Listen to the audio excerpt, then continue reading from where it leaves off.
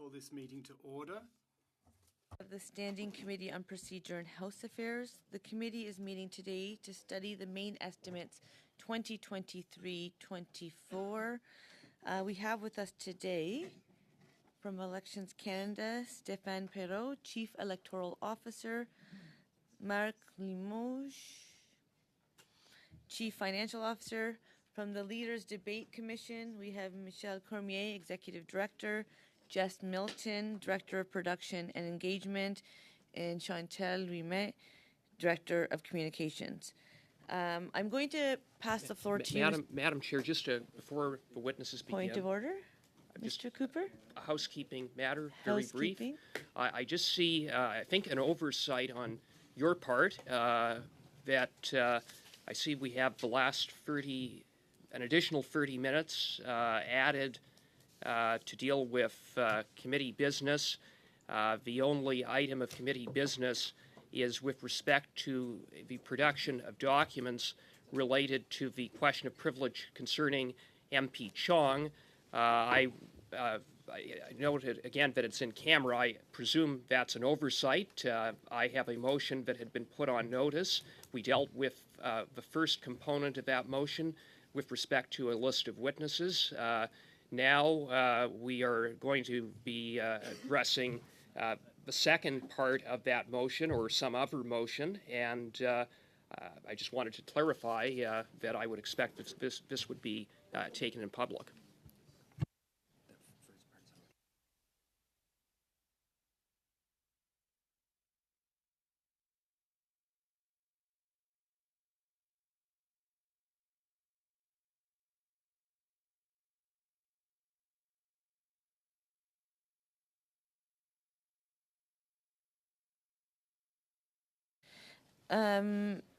Mr. Cooper, I'm going to continue with this meeting. I'm going to take under consideration what you're saying. I'll have conversations with everyone, just make sure we have the will of the committee. Your preference is to be in public. It was not an oversight. Usually when we discuss committee business, it is in camera, and that's where I went from. But I'll get a sense of everyone, and we can maybe resolve that by closer to 1 o'clock. Is that okay? Leniency. Thank you so much. So we will continue with what we'll do is welcome to our guests, PROC committee members, and everyone watching really does appreciate you being here for estimates. I'll pass the floor to you, Mr. Perreault, and perhaps you can then just pass it straight to Mr. Cormier to maximize our time together. Is that suitable? Perfect. Excellent. Alors, Welcome, merci. Mr. Perreault. Merci, Madame la Présidente. Thank you, Madam Chair, for the opportunity to speak with the committee today about Elections Canada's 2023-2024 main estimates. I'll also briefly update the committee on some of our priorities for this year. Elections Canada is funded under two distinct authorities, an annual appropriation which covers the salaries of indeterminate staff, and an ongoing statutory authority for all other expenses. This funding model ensures Election Canada's independence by allowing it to access the funds required to plan and deliver elections, which may occur at any time, as we know. The committee will vote today on the annual appropriation, which amounts to $49.7 million and represents the salaries for some 530 indeterminate positions. That's basically the same amount we asked for last year, $49.3 million. Planned spending on the statutory authority is reported annually to Parliament for transparency and accountability. Not voted on. For the 2023-2024 fiscal year, $155.1 million has been earmarked. It's more or less the same amount as last year. Once again, this includes $69 million for the agency's operating expenses, $45.6 million for election readiness activities to ensure that we maintain a minimum level of capacity in case an election is called, and $30 million for infrastructure modernisation and service improvement initiatives. Also, a number of by-elections will be held this year. There are 4 underway, and I would remind the committee that because we cannot predict whether or not there will be by-elections in any given year, expenses related to those events are not included in the main estimates. On average, $1.3 million depends on the actual by-election. Our election readiness activities this year relates to electoral boundaries redistribution. As you know, a representation order with a new map of federal boundaries is expected to be proclaimed early this fall. Elections Canada will then have 7 months to prepare for an election using the new boundaries. Any election called after that 7-month period would take place under the new map. Because of the minority context, Elections Canada is faced with the unprecedented situation of having to pursue its preparations for an election under 2 different sets of maps and be ready to switch instantly from one to another at the end of the 7-month period. This is no small undertaking. Returning officers will need to be appointed for each of the 2 maps and make preparations for both. IT systems and databases, some 95 in total, that are required, for example, to produce voter information cards, to pay poll workers and publish election night results will also need to be adjusted to reflect and operate under the different maps. So in the spring of 24, if no election has been called during the 7-month period after the proclamation of the representation order, we will need at that point to be able to pivot overnight and be ready to hold an election based on the new map should one be called. I know that redistribution also creates uncertainty and challenges for political parties and your electoral district associations as they prepare for the next election. Elections Canada will support them as they too realign themselves with the new boundaries, moving money, closing off old district associations. As we prepare for the next election, we are planning to improve and modernize our services. A key element of modernization is the introduction of electronic lists of electors that will allow voters to be served at any table in their designated polling location. This will reduce wait times and help address the very serious challenges created by a diminishing workforce. We plan to introduce electronic lists in a way that is prudent and gradual, ensuring at all times the security and reliability of the voting process.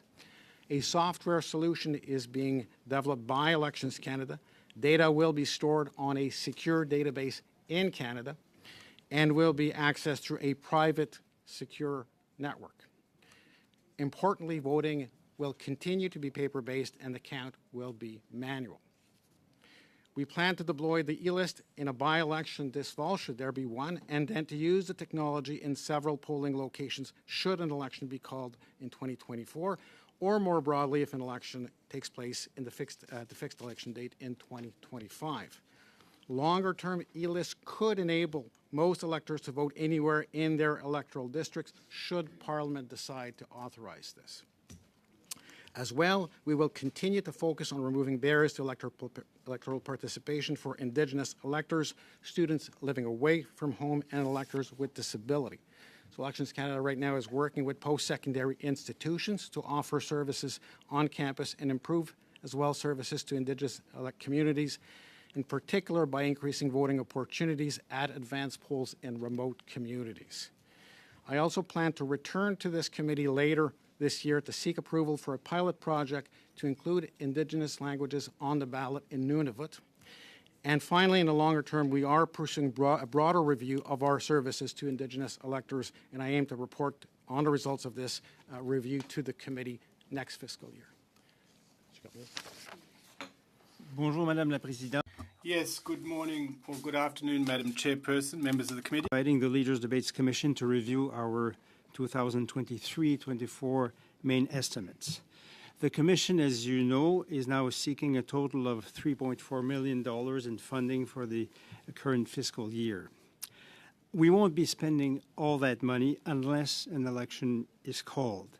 The $3.4 million shown in the main estimates represents planned spending should a federal general election be called, and it includes an amount that is frozen, a kind of reserve fund, if you like, of $2.8 million, which will only become accessible if Parliament is dissolved for an election. So that means that if no election is called, the operating budget for 23-24 is $596,814. This funding basically covers salaries and operational costs of the Commission. Conformément à notre mandat, in accordance with our mandate and former Commissioner David Johnston's commitment to spend the Commission's budget responsibly, cost effectiveness continues to be a driving principle. The Commission's Secretariat works remotely. We have vacated the office space we occupied in Ottawa. We have one full-time employee and 3 part-time ones, including the Commissioner. The advisory board meetings are also held remotely to reduce travel expenses. Minority government situation, however, the Commission needs to be prepared to organize debates as soon as an election is called. Much of that work needs to be done well in advance, including preparations for a request for proposals, the contract that is awarded to produce, promote, and distribute the debates. Other initiatives include consultations with political parties and other stakeholders, ongoing talks with security agencies, as well as the development of policy documents. We also typically hold 3 to 4 meetings with our advisory board every year. We are working to improve the debates ahead of the next election. After the 21 experience, which drew significant stakeholder criticism, we carefully assessed the lessons learned. We recognized in our report that was published after 2021 that the last debates did not deliver as well as they should have on informing the voters on parties' policies. La Commission est donc activement. The Commission is now keenly focused on improving the debates so that they better serve the public interest. We are spending time consulting with debate organisers here in Canada and around the world to identify best practices in terms of what makes for effective and improved debates as it relates to both format and moderation. This is all done remotely. The Commission is also part of an international community of debate organisers that is regularly exchanging on best practices. The knowledge that we are gaining through these consultations will inspire the changes that we are looking for in the next decades. We believe that debates play an essential role in Canada's democracy, but we also believe that they should be produced and organised in a cost-effective manner. Now I'll take your questions. Thank you very much. We will enter 6-minute rounds, starting with Mr. Nader, followed by Mrs. Romanado, puis Madame Goudreau, followed by Mr. Nader. Thank you, Madam Chair, and through you, thank you to our witnesses for joining us today. I'm going to start with Mr. PROC. In 2018, Bill C-76 received royal assent. One provision in that was the register for future electors. In your departmental plan, it states a goal of 25% being on that list. Could you tell the committee how many current future electors are on that list? I believe, Madam Chair, that the number is approximately 13%, so we're well short. We need to get some work with that. We are partnering with provinces to get that data. And do you expect to hit the 25% goal? We'll be happy to report back next year on that. I look forward to that. You mentioned in your opening comments that you hope to deploy the e-list in a future by-election, so am I to assume that it's not being deployed in the current 4 by-elections? It is not. It's still being worked on, and it is being tested, and it will not be deployed until I'm satisfied that it is ready and secure to be deployed. So we know that there will be a by-election held in at least one additional riding, likely Durham as well, but Calgary Heritage must be called by June 30th, I believe. Will it be deployed in Calgary Heritage by-election? It will not. It will not. You mentioned in your opening comments that a software solution has been developed by Elections Canada. Can you confirm whether that software solution was developed in-house or externally? It is developed in-house based on the security standards. And are you confident that the expertise has existed to appropriately develop that software solution in-house? I'm confident, and it will be tested thoroughly, and we will be working with security partners of the Government of Canada to make sure that it is satisfactory. So you mentioned as well that the data will be stored on a secure database in Canada and accessed through a secure private network. Can you confirm whether or not there will be any cloud solutions used to access that data? It is a private cloud solution. And are you confident, and has this cloud solution been reviewed by any external agencies to Elections Canada? It has gone through a very robust security assessment, and it is monitored both privately and publicly in the sense that it's monitored by our private sector partner as well as the Communication Security Establishment of Canada. And just to confirm again, but you're not yet comfortable with deploying it? The solution needs to be fully tested before I can deploy it in a by-election. Would you commit to coming back to this committee prior to deploying it? Prior to, I'm sorry? prior to deploying the I would be list? happy to come back to this committee prior to deploying it. Okay, I appreciate that commitment. I'll now turn briefly to Monsieur Cormier and the elections debate commission. I think you probably undersold yourself a little bit in your comments about some frustrations, we shall say, with the 2021 debate. But I want to maybe look back even a little bit further in the past. The 2019 debate commission, which one of the moderators was actually actively suing one of the political parties at that time. Would you recognize that it was a mistake to have a moderator who was actively suing a political party at that time? Well, that has no relationship to the commission's work. The network had the rights to the material and decided to take litigation at the time, as they do in different situations. So. But wouldn't you agree that there should be strict criteria delivered by the commission that anyone who's actively in legal proceedings with a political party who will be a member of that debate shouldn't be part of that moderating panel? That's not part of our mandate or the purview of the commission. Fascinating.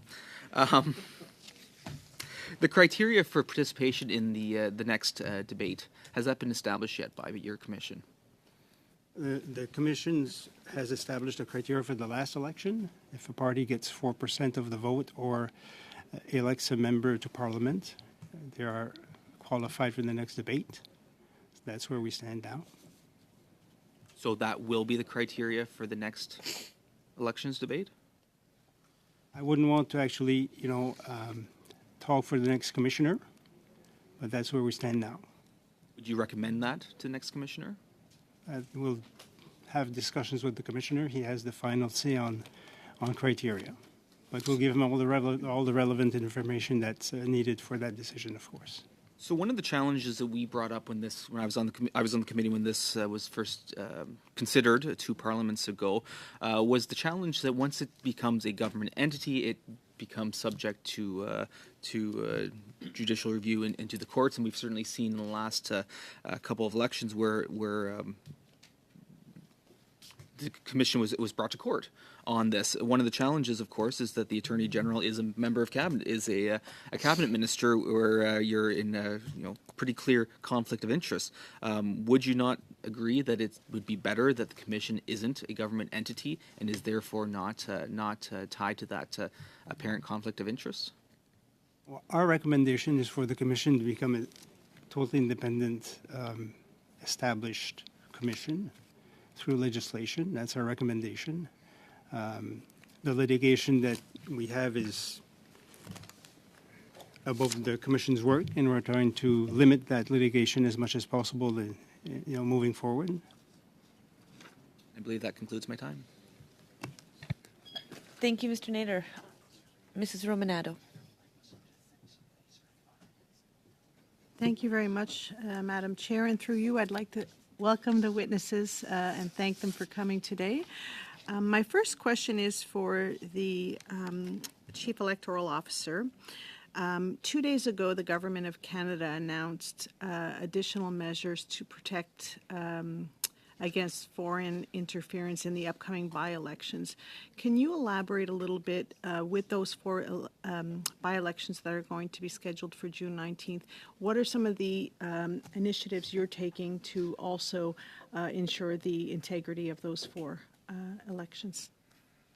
Thank you, Madam Chair. So, of course, within my mandate, which covers a limited aspect, we do need to make sure that we understand the threat environment at all times, whether it's for a by-election or upcoming general election. So we do, for example, monitor on an ongoing basis. Now, it used to be only during elections period. We do monitor the environment, the social media environment, to understand the narratives that are there, see if there's disinformation on the voting process specifically.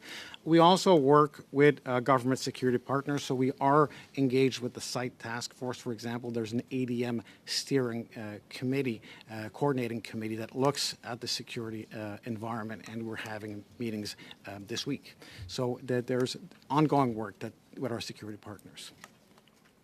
Thank you. And you touched on something that I think we've also been very concerned about with respect to disinformation campaigns, whether it be misleading voters on where they have to vote, how they can vote, and so on and so forth. And I remember we talked about this the last time you were here. Can you elaborate a little bit also in terms of your outreach to make sure that the accurate information is being shared with voters? Sure. Thank you for the question, Madam Chair. We have, of course, voter information campaigns during electoral events to make sure they have the information about the voting process. So throughout the campaign, it evolves and provide timely information as we get closer, for example, to advance voting and regular voting. Beyond that, we can continue with our Inspire Democracy program to work with a broad network of civil society actors to provide a lot more information about the voting process and help remove barriers to voting. So it is really important, increasingly so in the environment that we're in, that we push out as much as possible accurate information about the voting process and that we're seen as the authority on that information. Perfect. And you alluded a little bit that you would be coming back to us on this, but if you recall, we did a study on Indigenous languages on the ballot, and you mentioned Nunavut, that you will be rolling that out. Can you give us a little bit of an update on that, because it's something that we were really hoping that we can get, across Canada, the Indigenous languages when needed on the ballot. Yes, so the committee's report recommended starting with Nunavut, and that will be our focus. That has been our focus. We have been in regular contact with Elections Nunavut to share their expertise, as well as with other organizations. We are meeting with the Advisory Committee of Political Parties in the fall. It was planned for the spring, but with the by-elections and everything going, we've moved that. So they will have a role to play in terms of validating how they want to be represented. We need to do more work on the special ballot process, which is a bit more complicated, and come back to the committee for proper approvals, and then go to the Senate after that, because it will deviate from the legal requirement. So there is authority in the Act for a pilot project to deviate from the rules in the Act. So I will be coming back for authorizations once we've finalized our approach. Perfect. And I would like to now move to Monsieur Cormier. Thank you again for being here. And as an MP from Quebec, I would be remiss if I didn't mention the unfortunate situation with the English debate the last election. And I would like to hear a little more from you on what processes have you started to put into place in terms of naming a new commissioner, and also in terms of making sure that we don't have a repeat in the next federal election. One election, we did a thorough postmortem of the debates, and we consulted also widely stakeholders here, but also people in other countries who actually produce debates, to try to come up with the recommendations for the best format and the best moderation formula, if you like. And what we've actually, the consensus that emerges from all these consultations of people who actually produce and moderate debates, and people who actually participate in them, is that it's best to have one moderator, an experienced journalist, probably, who is knowledgeable about the issues, who doesn't try to participate in the debate, but actually is there to help leaders exchange ideas and express their positions. Doesn't pose loaded questions. So this is, and in our report, in our recommendations, we've kind of put the prototype of the moderator profile that we're expecting for the next election, and it coincides with what I've just said in terms of criteria. So our intention is to work collaboratively in the next election with the producer to make sure that these criteria are respected, and also for a more fluid and more less constrained debate where the timing is less done by the clock, where people have time Thank and the you. moderator has time to actually let people finish their answers and make sure that there's an engagement. Excellent. I went over the time. We like for the visual learners. For the visual learners, we wanted to know how that would unfold. That's exactly how it would be. Madame Goudreau. Ms. Goudreau, thank you very much, Madam Chairperson. And I'd just like to take a moment to point out to our witness that I'm reassured to know that the post-mortem was useful and will prevent such an occurrence in the next election. Now, in the next couple of minutes, my questions will be directed mainly at Mr. Perrault. We have a lot of steps to go through over the upcoming months, based on my understanding. And I've understood that there is uncertainty as to an unexpected triggering of the election. Technically, there's a fixed date, but sometimes elections are called earlier, and that is no small task. I'd like to understand what kind of preparations you're engaging in and how you will deal with an early election were one to be called. Well, the returning officers are now looking at the electoral boundaries map just to make sure that everything is in order. There'll be different polling stations. We don't know the date, so we can't rent out those spaces ahead of time, but there will be engagement with Indigenous communities, and we're working with post-secondary institutions to ensure, regardless of when the election is called, that there will be polling stations on campuses. That was not the case in the previous election. We are working on a 360-degree model. Returning officers will also be assigned to new ridings, and based on the upcoming changes, they'll determine what modifications need to be made. So there's a lot to be done with the regional teams to coordinate that transition. Just a point of clarification, if I may. In the budget, when it comes to preparation, oversight costs, what does that entail? Well, our oversight activities have to do with political financing rules. We need to ensure that candidates and electoral district associations understand those rules and that they would be subject to audit. There's also the election commissioner who's independent, and he falls under that funding rubric. It's not the biggest chunk of change, but he plays a major role when it comes to election integrity. Well, my line of questioning, Madam Chair, has to do with what budget items are allocated to ensuring that our election process is properly protected and its integrity. So I'd like to have a better understanding of what plans are underway. Folks are watching and they want to be able to trust the electoral process. Well, I've heard this term used before, kind of a waterproofness of elections, étanchéité. We have to understand that we live in an open society and we're going to be subject to influence from social media and other content producers. So we don't want to have.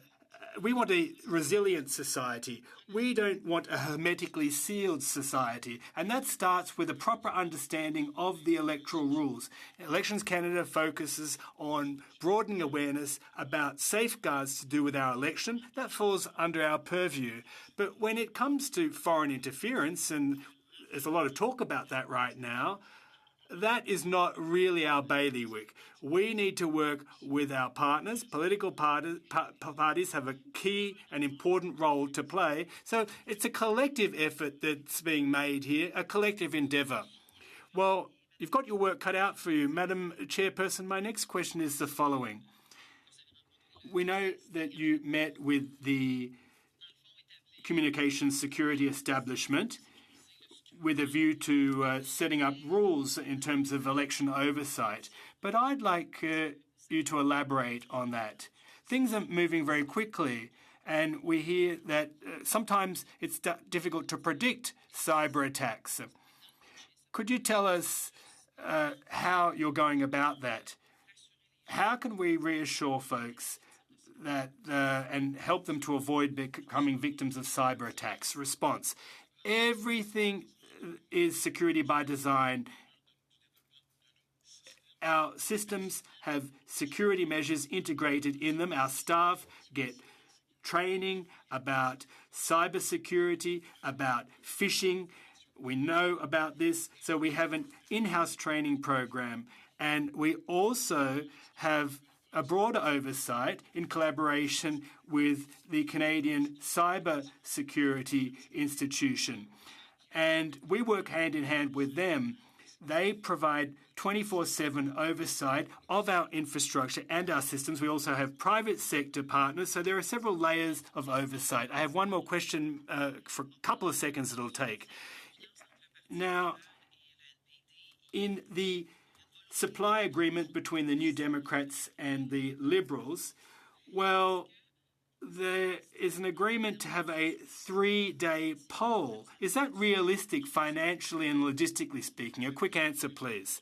That's an important question. I met with representatives from the various parties as well as...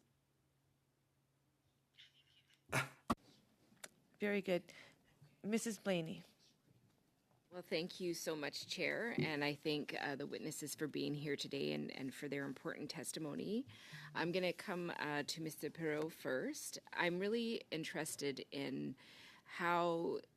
what is happening around the work to open up the opportunity for people who face barriers in voting. So I'm really interested in some of the following groups. So Indigenous voters living on reserve. We know that we've heard from different Indigenous communities that they have struggled sometimes getting polling stations on their reserves, and they know that there would be a far better turnout if that was there.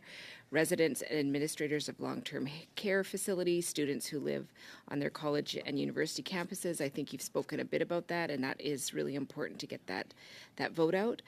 But also persons with disabilities and voters living in poverty.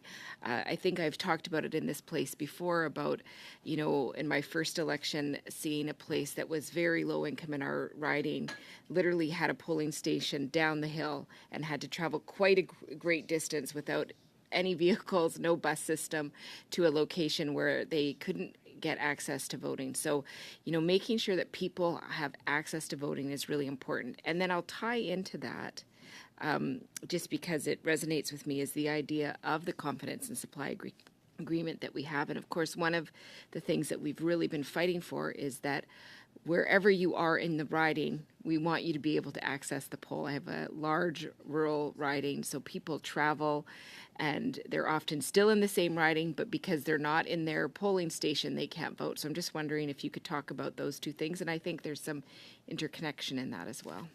There certainly is. Now, Madam Chair, I'll try to answer as best as I can in a limited amount of time. Proximity, and on the last, proximity is a critical aspect of accessibility.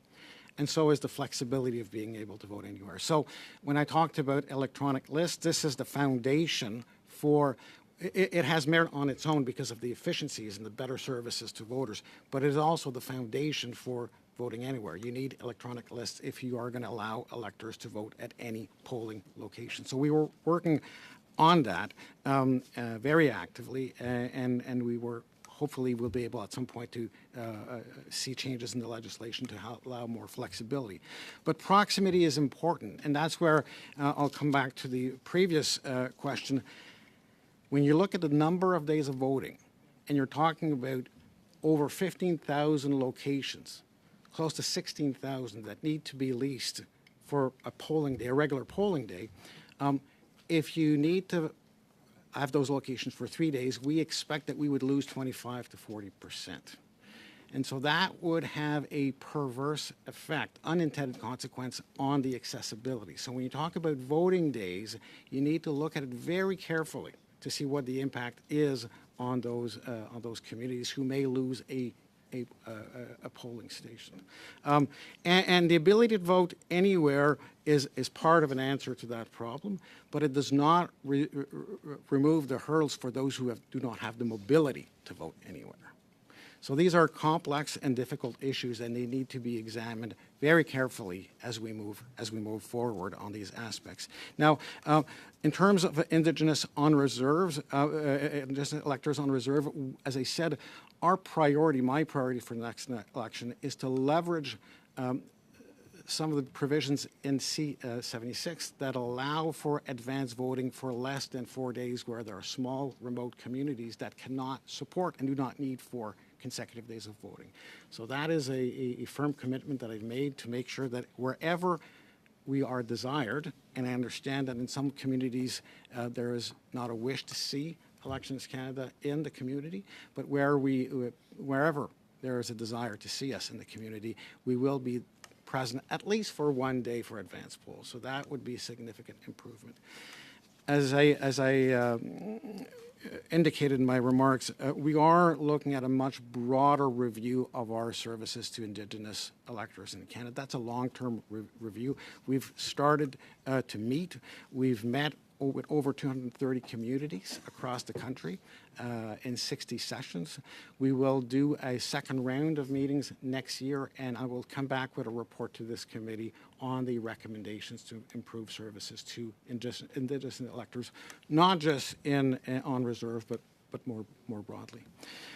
In terms of voters with disabilities, you may have seen in my departmental plan, we are looking at procuring software to enable electors who are visually impaired to validate independently that they have marked their ballot in the way that they intend to. Right now, we have a template that they use, but they can never be absolutely sure that they marked it properly without the assistance of someone else. So in terms of independent voting, which is really important for the dignity of people with disabilities, we hope to be able to provide a solution this year and roll it out in a by-election.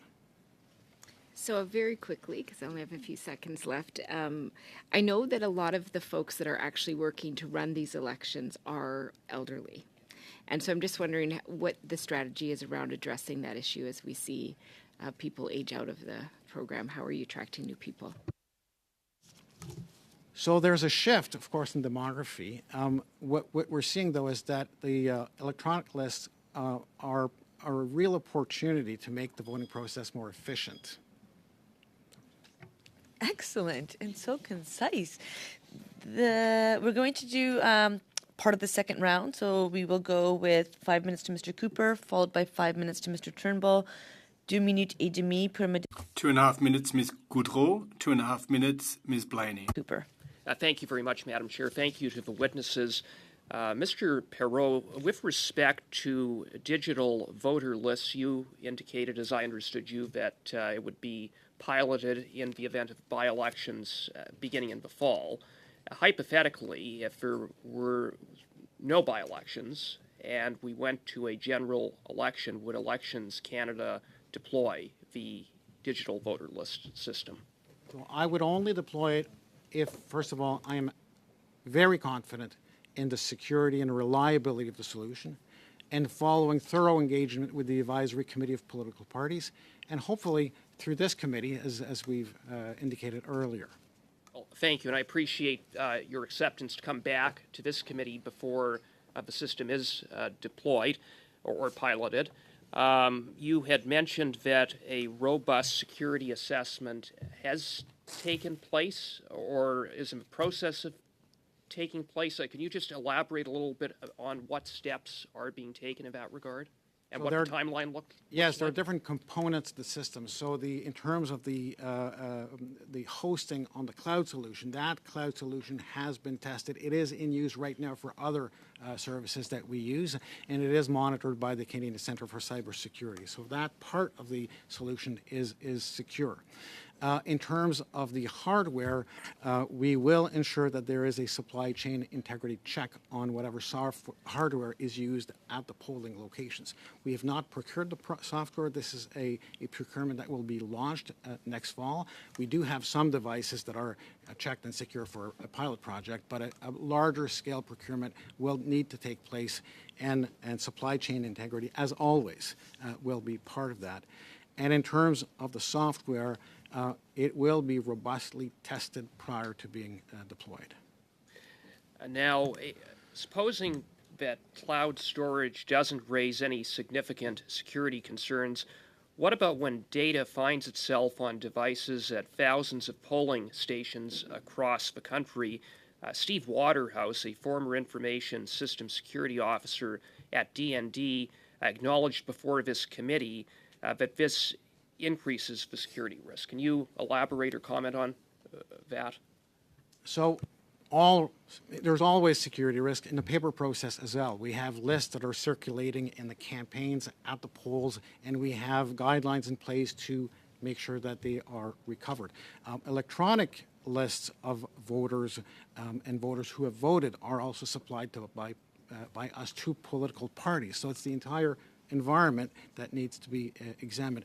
But you're absolutely right that one of the aspects is making sure that there's good control on those devices when the information, once it's loaded, when it's accessed, and when it's recovered after the election process. So that is integral to the security of the e-list solution. Thank you for that, because it's 338 ridings, 200 plus polling stations on average per riding, and in line with that, how is Elections Canada going to reliably vet staff who are handling this data right across the country in 338 ridings and hundreds of polling stations per riding? So, Madam Chair, the data that is on that list is the same data that is currently used by poll workers and by campaign volunteers. It is basic information that includes the voter's name and address, as well as a unique identifier that are used by parties to make sure that they are looking at the right person when they harmonize their lists. So that is the very same information that is circulating right now with the parties, with the campaigns, and with the poll workers. So there's no change in that regard. Where did this idea originate? Was it a directive from a minister, or was it an initiative of Elections Canada? I have to say, Madam Chair, that we are one of the last jurisdictions in Canada to rely solely on paper lists. Provincially, territorially, electronic lists are the norm now. Quebec is moving towards that. They are with us, one of the late jurisdictions to that, and it's been demonstrated to be highly effective in managing the service to voters much more fluidly, providing better service with a reduced workforce. Thank you, Mr. Cooper. Mr. Turnbull. Thank you, and thank you, Mr. Perot and team, for being here today. I have 2 or 3 lines of questioning. We'll see how far I get. I know the chair will cut me off if I get on beyond my time limit. We've had some conversations in our foreign interference work about non-tagged attack ads from previous campaigns. And I have a general concern about misinformation, disinformation during elections. Obviously, it falls outside of elections as well, which is deeply concerning. How do we prevent these things from happening? Do you have the resources you need? I'll come back to the preamble, perhaps, of your question with regard to non-tagged attack ads. One of my recommendations that I made last June, and I do look forward to the opportunity to go through those recommendations, is to expand the requirement to identify the source of the communication, whether it's advertising or text messages or emails, to make sure that all electoral communications are identified by their source. So I think that is an important aspect of increasing the transparency of the electoral communication. If I may just follow up on that, is there a way that you propose to be able to identify those sources? Is it an investigative body, or what type of mechanism would be required? My recommendations would be to require political parties and third parties and candidates to have an identification, whichever form of communication they use to reach out to electors. So it's a regulatory requirement. If there's a failure to identify, then it is enforced through penal mechanisms under the Act by the Commissioner. Great. Our government already pass. I can't remember the name of the bill now, but I think it was the Elections Modernization Act, if I'm not mistaken, to make some of these things contraventions of the Canada Elections Act. 76, Madam Chair, did increase the transparency by requiring to have a digital registry of online advertising. Again, I do have recommendations to expand and build on that in terms of the digital world in my recommendations report. Thank you very much. So I know for me, I think one of the questions that's come up in past conversations is about when parties sometimes knowingly distribute false information during the elections period. Is that a contravention of the Canada Elections Act? There are current offenses, for example, for impersonation. There are offenses for that. There are offenses if that is used to prevent electors from voting. But there are no offenses if the goal is to undermine the trust in the results or trust in the process. And that's why I have made a recommendation to expand that. So this is exactly my concern, because in the 2019 election, the Conservative Party of Canada actually paid for flyers that went to every house in my riding, claiming that the Liberal government was implementing a capital gains tax on the sale of primary residences, which they knew to be false because the government had denied that measure multiple times and made it very clear.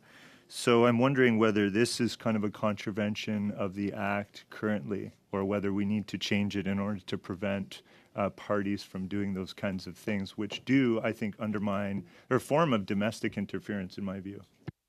So this is a very complex area, Madam Chair. I have not recommended and would not recommend rules regarding the truth of campaign speech. I think that is not an area for me to delve into and for the Commissioner to enforce. That was really highly problematic. However, there are some rules in the Act right now for false information, and they tend to relate more to the process, but there are some on candidates and campaigns, and I think that is something that should be examined by this committee. Yeah, I mean, I think knowingly sending out false information is and should be something that we have very clear guidelines and rules around in order to prevent those things from happening and in order to have real repercussions when people do not follow those guidelines. Would you not agree with that, Mr. Perot? So again, my recommendation is that if knowingly someone presents false information in order to disrupt or discredit the voting process, then that belongs in the Act as a prohibition. I'm not recommending that there be sanctions for false information on campaigns, but that is, of course, something that the committee may wish to examine. Thank you. Madame Goudreau. Thank you, Madam Chair. It's a highly interesting discussion. I have a question. How is it that we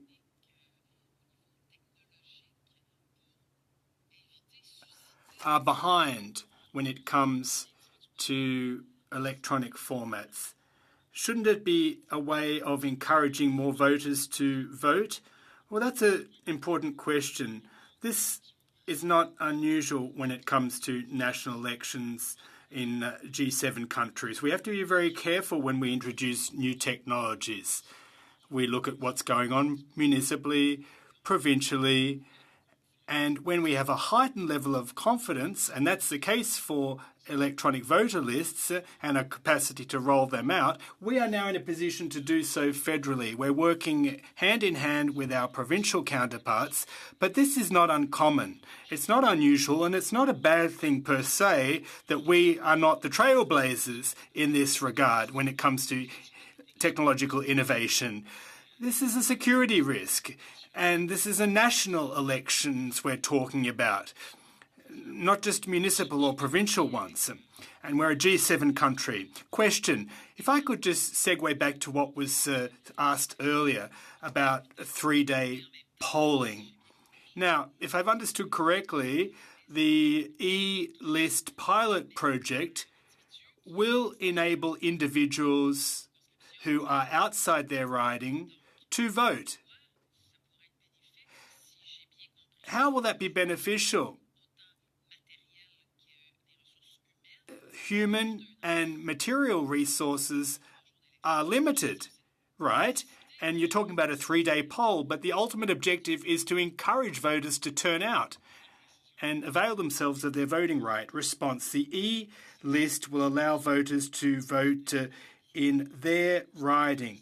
The ballot is tied to their riding. The E-list is just a way of managing voters. To vote outside your election riding, it is possible at a specialised polling station. Now, when it comes to the 3-day polling, yes, we want to increase polling opportunities. This can be done through early voting, and we're seeing that increasingly from one election to the next, voters are turning to that early voting process. Mrs. Blaney. Well, I don't think you got to answer my question fully about the elderly population and what the transition plan is. As we know, the population is smaller in the younger groups, and how do we get turnout for these things? The other aspect of the question that I am interested in is about accessibility to voting matters a lot to me, and I'm curious about any plans that you have to or currently implement to attract both people who work on the elections and who work on the volunteer side who speak multiple languages, just to provide information for people. I think that is definitely one of the challenges for newcomers, new citizens to Canada who may have okay English or French, but may really need information provided in their first language to best understand. I'm wondering if there's any recruitment strategies around that. So the two aspects, Madam Chair. On the first one, we have changing the demographics. We are, by law, allowed to recruit 16 to 18 years old. You don't have to be 18-year-old to work at a polling station. And increasingly, as I was trying to begin to explain, I think technology will reduce the pressure on the workforce. We can better serve electors with a smaller workforce. So it's critical for us, quite apart from the idea of voting anywhere, it's critical for us to have an efficient voting process, and that requires an electronic list solution. So I'm a firm believer that that is a necessary aspect of dealing with the shifting population. I should say that in terms of the ability of our workers to use the electronic devices, these are simple devices, and as I said, they are used without issues at the provincial level and below. So this is something that they have become, these are the same workers, they've become accustomed to. In terms of recruiting people with linguistic diversity, one of the key aspects here is that we are recruiting locally. The makeup of our worker population is the same makeup as the local population in the district. We don't hire broadly outside the district. So it's in a way built into the system. But when we do outreach, for example, through our Inspire Democracy program, we have a module on working in elections. Sorry. Thank you so much. Sorry. I will just say on behalf of PROC committee members, I really do want to thank you for your time here today and for all the important work that you do. Should something come into your minds later on that you wish you had shared or want to share, please just send it to the clerk. We'll have it translated in both official languages and shared around. With that, we wish you a good rest of the day. And you're always welcome back. I know Mr. Pro will see you for sure again, but the invitation's always open to everyone. So thank you so much, and keep well and safe. For the purpose of committee members, this has brought us to the end of the estimates. So we're going to do the quick vote on estimates before we suspend to do sound checks for the next panel.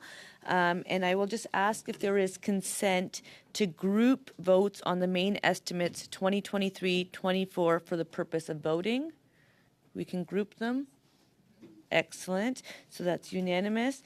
And shall votes 1 under House of Commons, Leaders Debate, Commission, Chief Electoral Officer, and Parliamentary Protective Services of the main estimates 2023-24 carry? On division, Madam Chair. On division.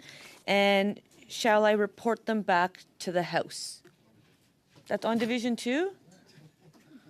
On division. Excellent. So we will just suspend really quickly and start the next panel, hopefully noon sharp. Thank you so much.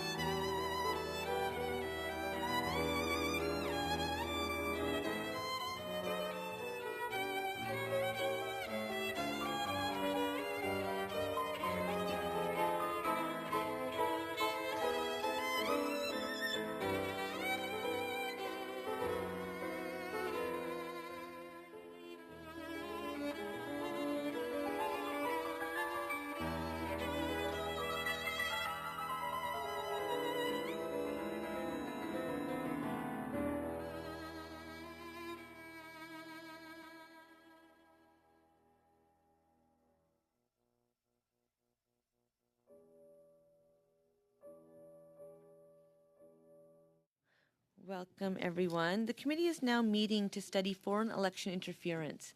In our next panel, we have Madame Tasha Michaud and Mr. Walid Solomon.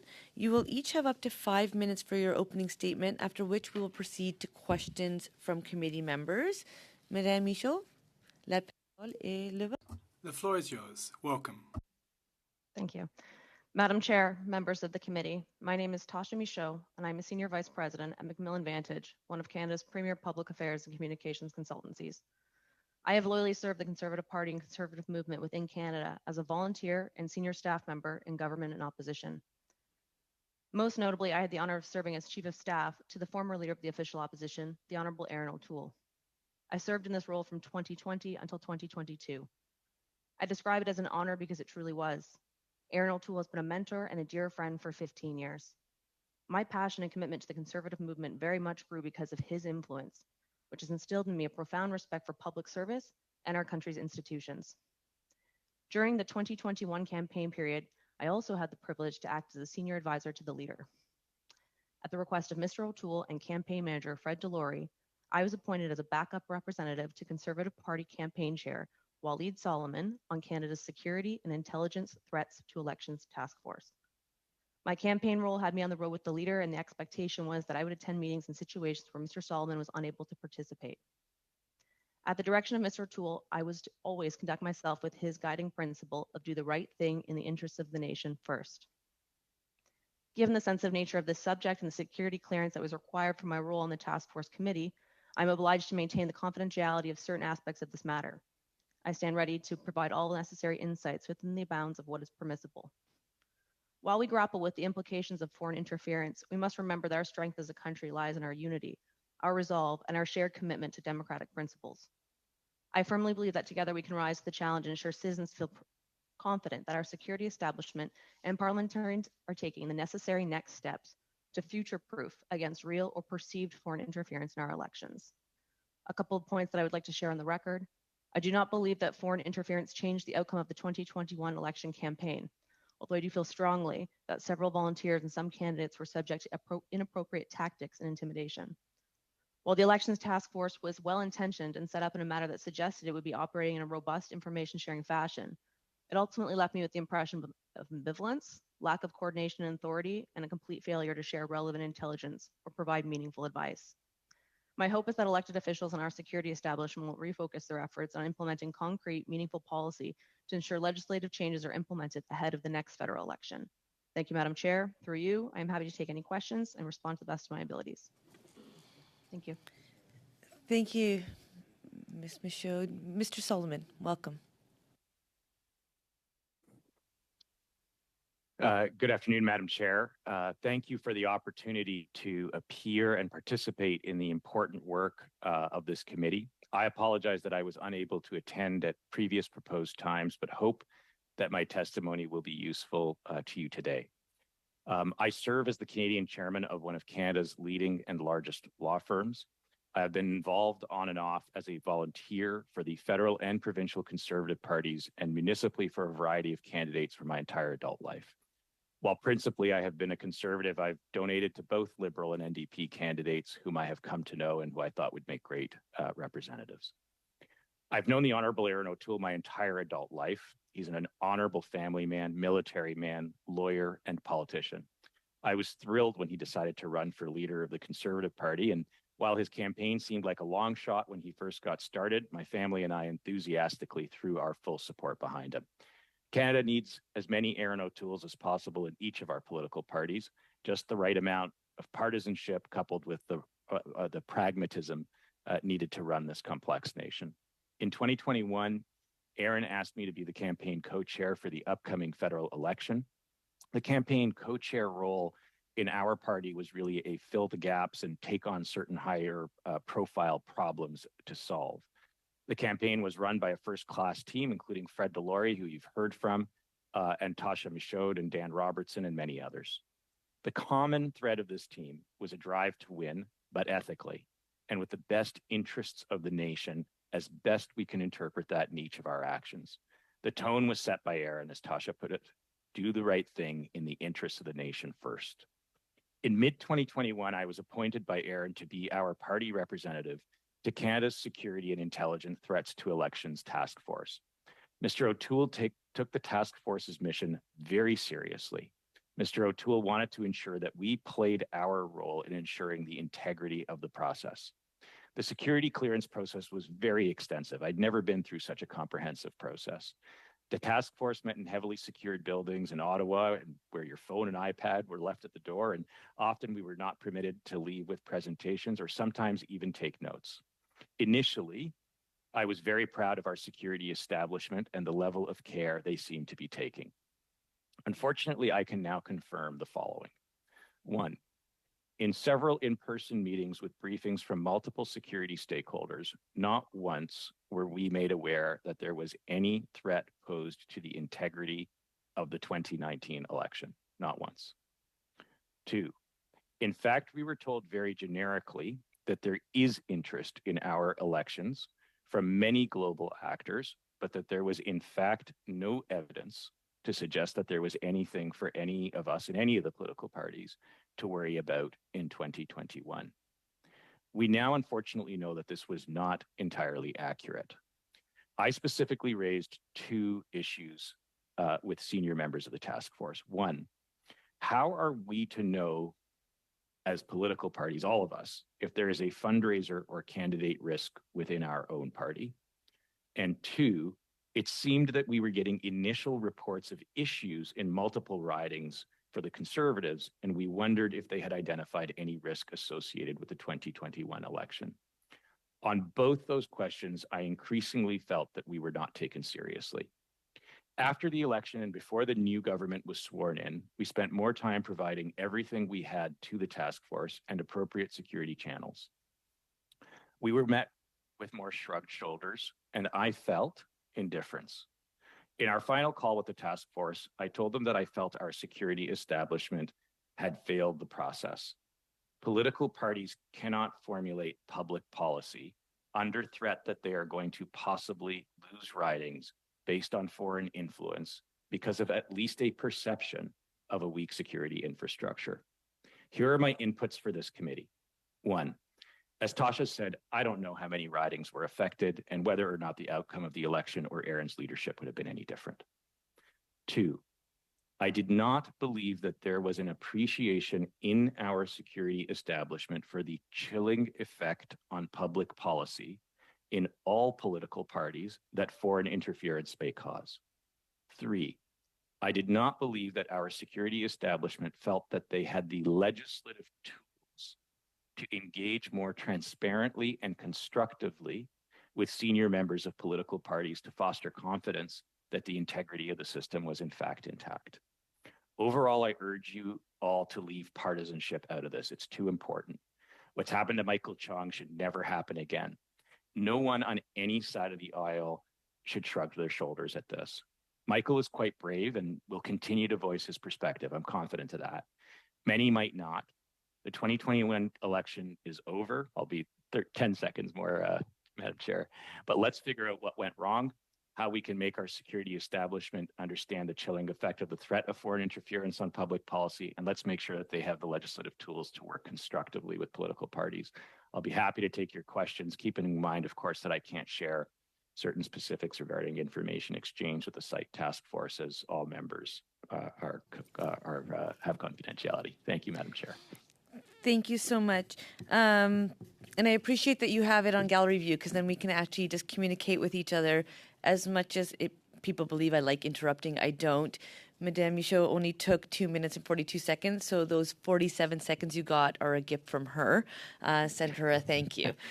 So with that, we're going to go into the 6-minute rounds, starting with Mr. Cooper, followed by Mr. Turnbull, Madame Goudreau, et puis Madame Blaney. Mr. Cooper, the floor is yours. And a reminder, if we can just keep comments through the chair, it provides interpretation services also a moment to switch from person to the other. Mr. Cooper, thank you. Thank you, Madam Chair. Thank you, Mr. Solomon and Ms. Michaud, for appearing. I'll direct my questions to Mr. Solomon, although if Ms. Michaud has something to add, she's welcome to chime in.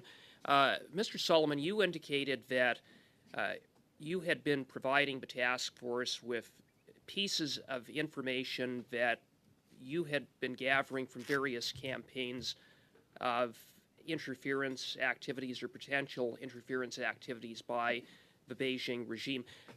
And as I understand your testimony, there appears to have been no follow-up by the site task force. So can you elaborate on when you began to inform the task force, how frequently you were informing the task force, and more specifically, what response you received? Thank you. So first off, I did not say from the Beijing regime. I actually,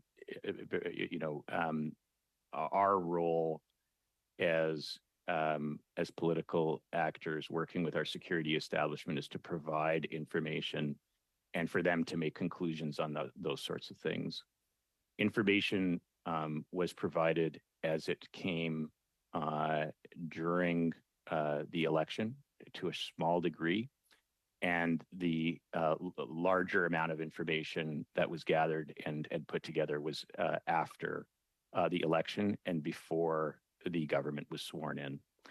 In terms of reaction, I would say, in my two sort of recommendations for things for this committee to look at, I truly did not believe that there was an actual appreciation for the chilling effect that a perception, let alone an actual fact of a lack of adequate protection from our security establishment would have on public policy. I really felt that that was not understood. And I think a big lesson from this, and I hope something that our security establishment takes, is actually a greater appreciation for that. Not everybody's as brave as Michael.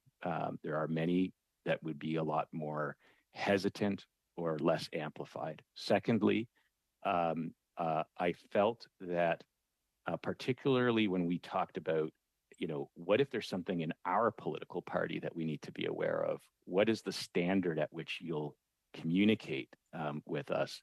I felt, Mr. Cooper, that there wasn't, that there was a feeling that they did not have the legislative tools to engage with us in a manner that was necessary, in my view, for to ensure that the process was adequate. And how early in the process were you bringing forward concerns to the task force about potential interference activities? I would say probably mid to 3/4 of the way through the election, and then definitely after the election. Reports of interference that you were aware of were principally in the Greater Vancouver and Greater Toronto areas? To the best of my recollection.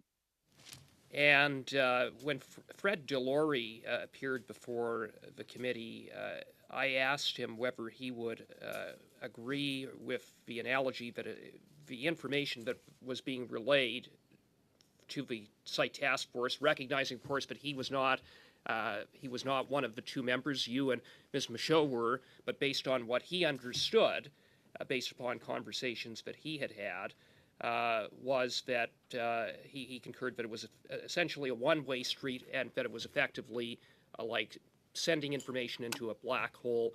Nothing was followed up upon. Would you agree with that characterization? Unfortunately, I do. And I take it, based upon your testimony, that at no time did the site task force alert you to any interference activities, because as I understood, what you said was that there were certain, they told you that there were foreign actors that were involved in or had an interest in the election, but there was nothing actionable, nothing that should be of particular concern. Is that correct?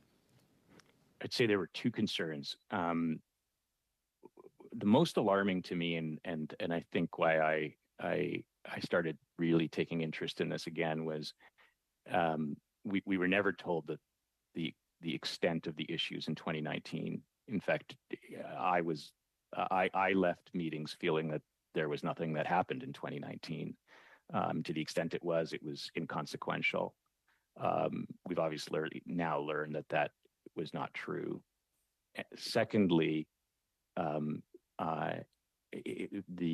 the threats in connection with 2021 were very generic. Multiple global players, things to watch out for. And in fact, Mr. Cooper, I could tell you, I recall in one of the meetings, I sort of raised my hand and said, "Listen, I work for a leader that is that wants to do the right thing. Like, he absolutely wants to do the right thing. Help us help you."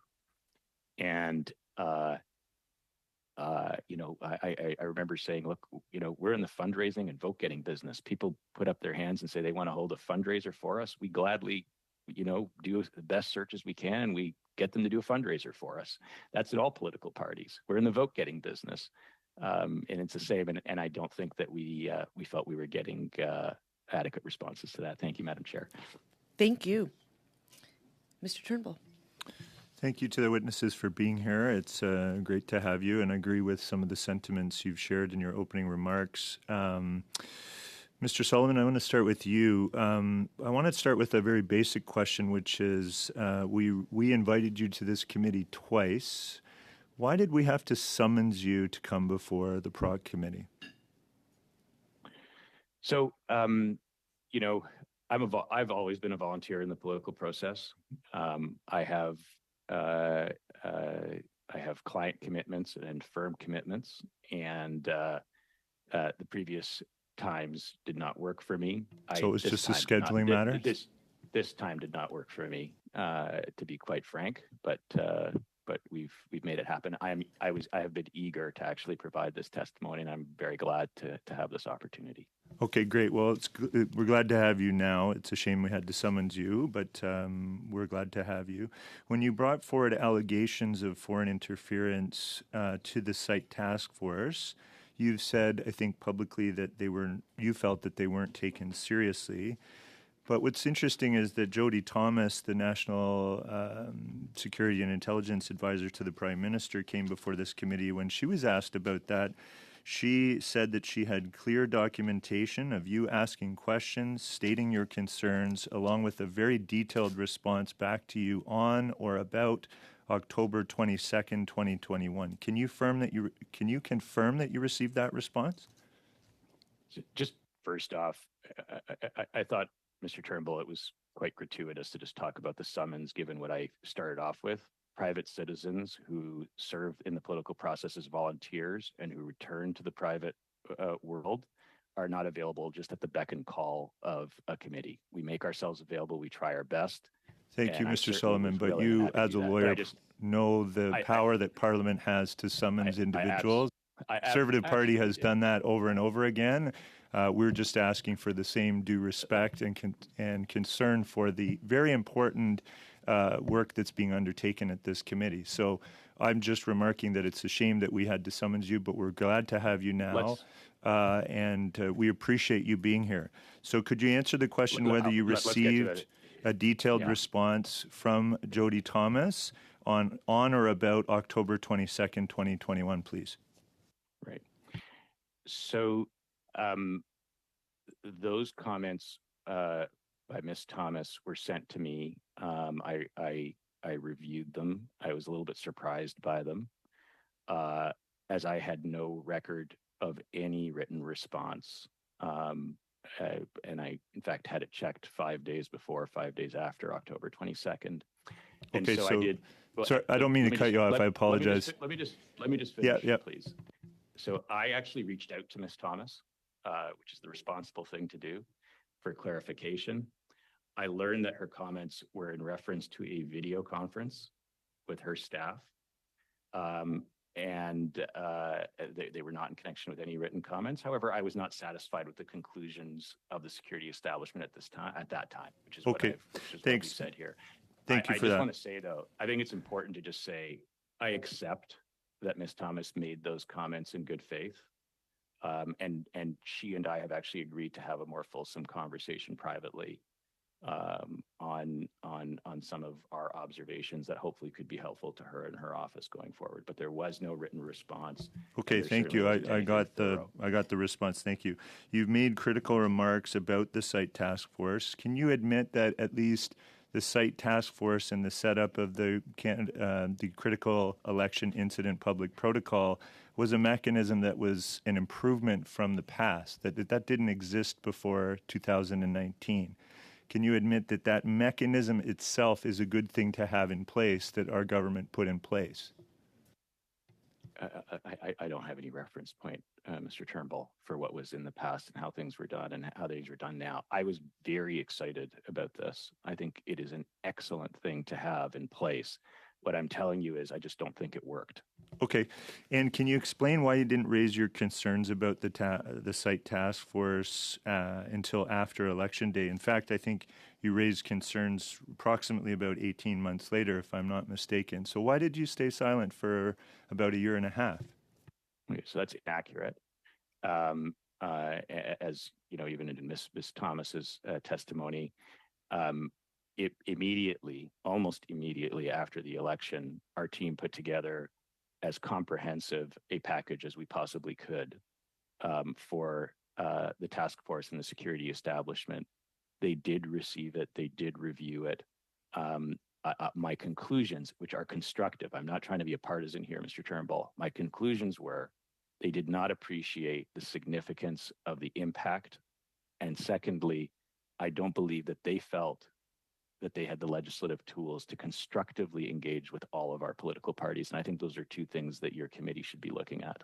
Well, and we are, and I appreciate those comments. I'm just trying to get some of the facts here because there's been a lot of allegations, but no real acknowledgement, certainly from the Conservative members on this committee, that there's been significant steps taken to, implement a whole of government approach to combat foreign election interference. So, but I take you at your word. Have you referred? You have also referred in a Twitter thread, February 27th, that there is clear evidence of tampering by China in the 2019 election. Can you just tell the committee what evidence you have, and would you be able to table that evidence for the committee? I think you've seen the same reports that I have that unfortunately, have been revealed through, through information that credible reporters have reported on through the Globe and Mail, Global, and others. I'll tell you, I think the biggest thing that has disappointed me in this affair is the fact that we just didn't know that there was anything wrong in 2019, and I hope that that's something that's corrected in the future. Thank you. Madame Goudreau. Ms. Goudreau. Thank you very much, Madam Chairperson. Now, I'd like to delve into the details and turn back to the chronology. On how many occasions, I'm looking for your name, Mr. Solomon, I apologize, did you have contact with senior officials, the site task force, during the election period? Do you have a figure on that? First off, I apologize that my French isn't fluent enough to respond fully in French, although I am taking French courses, so thank you for that. I think your question was referencing the information that we would have given during the election versus information after the election. I want everybody to reflect on the fog of an election period and candidates coming out during an election period saying, hey, we think there's a problem.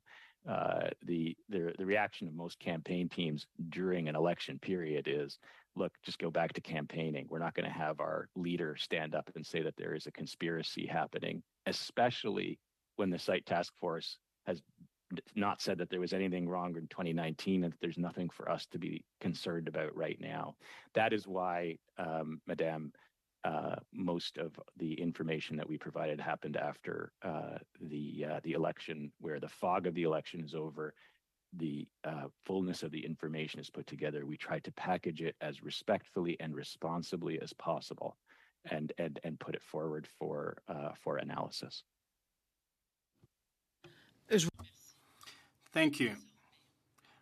Nevertheless, and I'm fully cognizant of your good faith, and I recognize your expertise, Mr. Solomon, when you said that we don't have the legislative tools necessary. So if we needed to take urgent action, I'd like to hear your input. What should we do in short order? As a lawyer, maybe what legislative changes I'm speaking of, correct? Exactly. That's correct.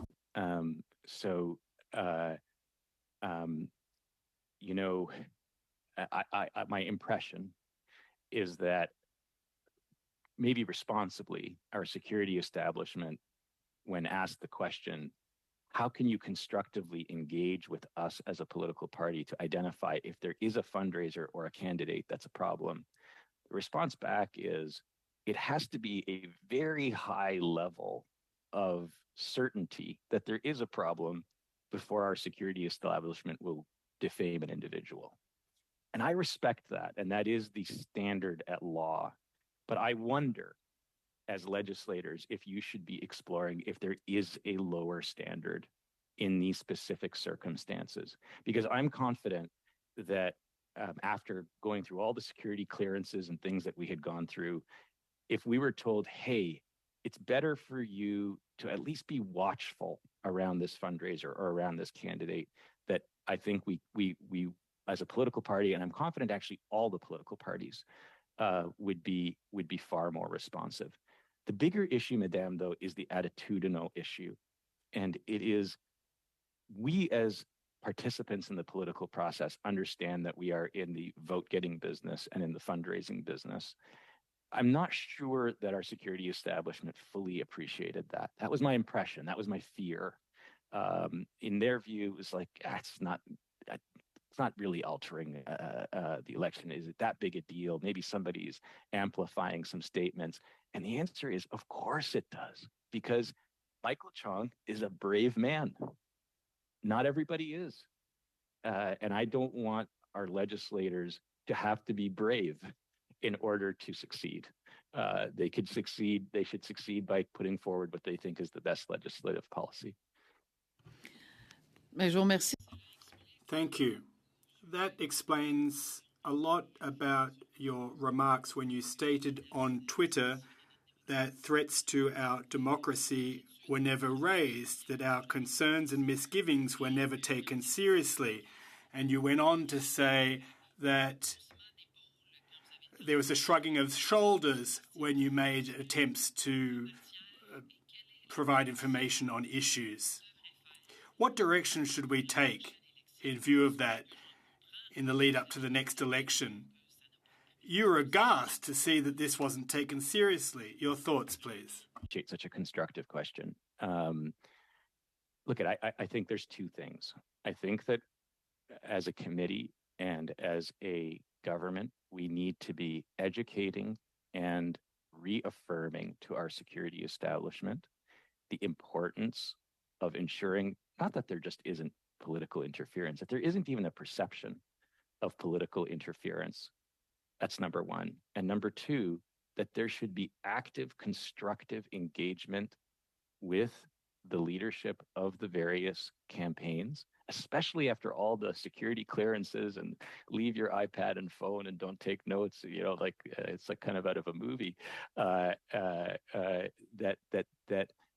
there is a constructive engagement and a dialogue where we understand where there could be problems, whether it's foreign interference, whether it's within our own political parties, so that we can foster greater confidence. I would love nothing more than to hear from future campaign chairs that they were able to solve problems with our security establishment and that they were able to ensure the system works great.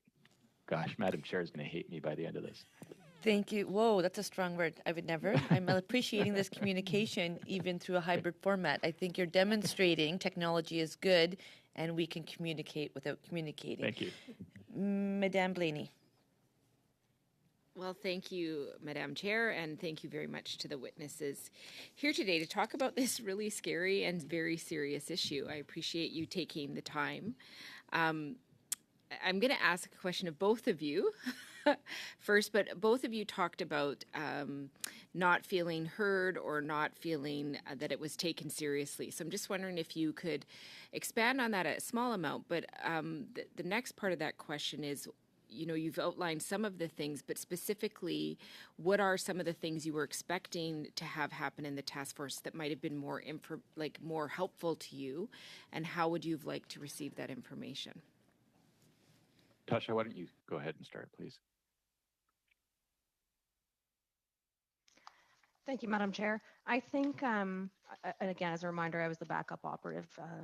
Our campaign was in very capable hands with Mr. Solomon. But I think it was a situation of where we've gone through this really robust security process. The assumption is that you can have, frankly, a frank conversation about what's happening. And even if some of it is just anecdotal in the beginning and receive some guidance on how to respond in what is the most political of times during a campaign period. So I think that's where my frustration stems from, is just that, when presented with information, we really were just shrugged shoulders and, oh, yep, we understand that you're frustrated. We understand that you're upset. Please move on. And I think that's unacceptable. And so you would like something that was actually like, how can we we're seeing this, what do we do next? How do we respond to this, and what is the best? Mr. Solomon. Thank you, Ms. Blaney. I'll tell you what my expectation was going in. My expectation going in was that there was going to be real engagement and a constructive dialogue where where the experts were going to be informing us of threats against our party and threats within our party, and that we would constructively engage and work with them on finding solutions that work within the law. And I thought, Ms. Blaney, that with the seniority of the individuals that each of the leaders appointed, and with the security clearances and confidentialities that we had signed, that would be what we would get. And I could tell you quite honestly, I went into it with such excitement, and it's not what we got. It's not what we got, and I think that should be a lot better. And well, I think it's interesting what you're speaking of, because you mentioned, Mr. Solomon, in your introduction to us around having the legislative tools. And we know, especially with the example of Mr. Chong, that one of the challenges is legislative. The process that is in place right now allows for discussions to happen to the minister, and then the minister basically gets to decide what happens after that. So when it comes to election time, I'm just wondering what outcomes of legislative tools do you think would be important moving forward? And then the other part of the question is, after the election is over, because I really hear what you're saying, when you're in the heat of an election, it's sort of like respond as quickly as possible and move on, because you're just doing exactly what you said, getting votes, raising money, connecting with the public. So what would you recommend about happening after the election to sort of do that discussion about what worked, what didn't work, and how can we move forward? Because I think that could potentially be something that is also a legislative tool. I think the key item from a legislative perspective that your committee needs to reflect on is, what is the standard at which the standard of suspicion, the standard of doubt, the standard of evidence that the security establishment should feel comfortable engaging with political parties on. I think that right now, that standard, whether it is legislative or practice, I'm not sure, I'm not a security expert, is too high. And I think that in the very least, if you were cynical, you'd say that's the excuse. If you were, generous, you would say that's the reason. So we should take that off the table as legislators, I think. But more importantly, Ms. Blaney, I hope that we could help all of us as political parties really help our security establishment appreciate the chilling effect that this type of thing could have. In terms of what happens afterwards, there's actually a very short period of time where SITE is still up and running and engages with political parties, and it's until the new government is put in place. It doesn't go on sort of forever. I saw some reports about SITE playing a role right now, and maybe that's new and a fantastic thing if it is the case. But it really is in place and until the caretaker government is done its work. Maybe there's something that's ongoing, Ms. Blaney, like year-round, where there's senior people from the political parties that are engaging with our security establishment. And I would think, and I'd hope, that all leaders would have mature folks sitting around that table, really working hand in hand to get the right outcomes. So maybe that's an approach to consider. Well, I think that is an important approach to look at, especially when we recognize that the rapidly changing reality of foreign interference is moving at such a pace that having people that are in those key roles both during and between elections would really allow for conducive moving forward with elections. Thank you. Thank you. Thank you. Mr. Calkins. Thank you, Madam Chair. Before I get started, I just want to thank our witnesses for being here. Thank you, Ms. Michaud, for your public service, and Mr. Sullivan for your exclusively volunteer public service up to this point. I think I already know, but I just want to get on the record, Mr. Sullivan. Morris Rosenberg, in his report on the 2021 Critical Election Incident Public Protocol, states at page 39 regarding briefings to political parties by the SITE task force representatives that, I'll quote, "The party representatives were pleased with the thoroughness of the briefings and the openness of the NSA representatives." Was that your experience? You know, I read that, and I certainly don't recall saying that. And I'll say this: I certainly would not have said that after the last call that we had with the site task force, where we expressed significant disappointment. May there have been at some point we were pleased with a meeting or something. Mr. Rosenberg is a senior and respected individual, but that was not my experience.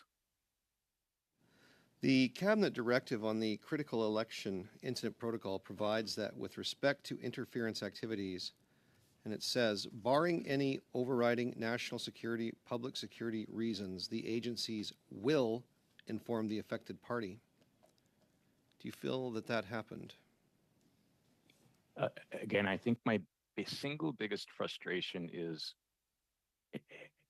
I think we would have prosecuted and reviewed matters relating to the 2021 election differently had we at least known that there were possibly some problems with 2019. And unfortunately, we weren't even told that. And as we all know now, that was not accurate. Do you believe we would know any better today had somebody not released information into the public realm? You know, I think one of the members asked why I didn't say anything until February of, I think, 2023. And the reason was I actually accepted what our security establishment told us. I was upset about it. It didn't seem right to me. But at the end of the day, I'm not a security expert. I'm a lawyer. If you got an M&A problem, I'm happy to help you. But I don't know what the difference is between, a WhatsApp campaign run locally and something run by someone, by a foreign actor. And no, it was quite frustrating that we didn't learn that until much later. Aaron O'Toole publicly stated that he believes the Conservative Party could have lost up to 8 or 9 ridings due to foreign interference, specifically from Beijing, and specifically to help the governing party. So do you share that assessment? And if so, can you elaborate? I'm assuming you would have had conversations with Mr. O'Toole in this regard. Look, I don't have I agree that there is no question that some number of seats were affected, whether that's 8 or 9 or 12. I've read other reports that put it as high as 15. I don't know is the answer. And I also want to be very careful. Our task force talked about many global players. They did not just speak about Beijing. And I really think that probably some of the work that this committee and others will need to be doing is digging into those questions. So, as this story has evolved, the government's defense is that it's created this process, and I'll just call it, for lack of a better word, this cloud of information with the task forces and everybody that's there. It's a cloud that information goes into, and one of the sources of that information would be reporting of incidents from political parties and any other intelligence sources that our intelligence agencies would have. Several reporters have mused publicly, based on information and findings that they have, that the government knew full well about Beijing's interference and let it slide because it benefited them. Do you believe that that's a possibility? I just have to pause real quick, sorry, because the time has done up. If there is a next round, can I take this out of the next round? Answer or no answer? You're the chair. We agreed? We'll give you a quick answer. It'll come out of the next round. Go ahead. The honest answer is I don't know. I do not know. I've seen the same reports that you have seen, but I do not know. Thank you. Mr. Fergus. Mr. Fergus.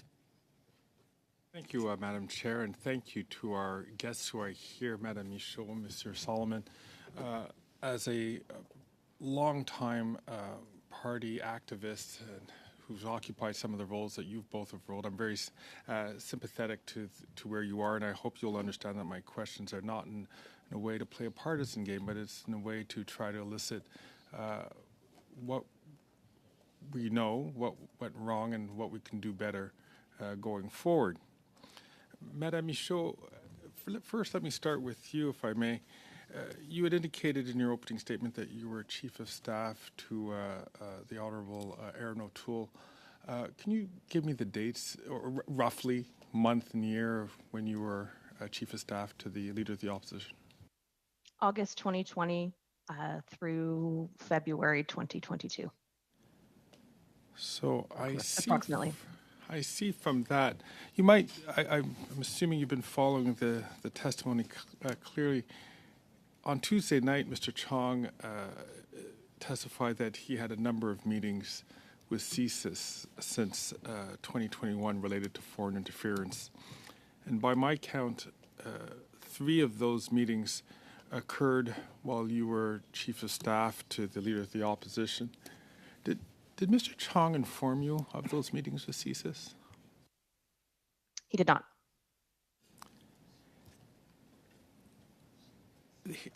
Well, here's what troubles me. Then how is it possible that one of your most senior members of caucus, a fellow who's widely respected, leader on many international files, especially a lead critic on the China file, how is it that he didn't give you a heads up that he had a meeting with CSIS on these issues? One of the meetings at CSIS's request and the rest at his request. You'd have to ask Mr. Chong.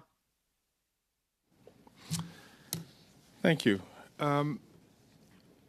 When Mr. Solomon, and I appreciate again the volunteer role that you played, but when Mr. Delory testified back in April,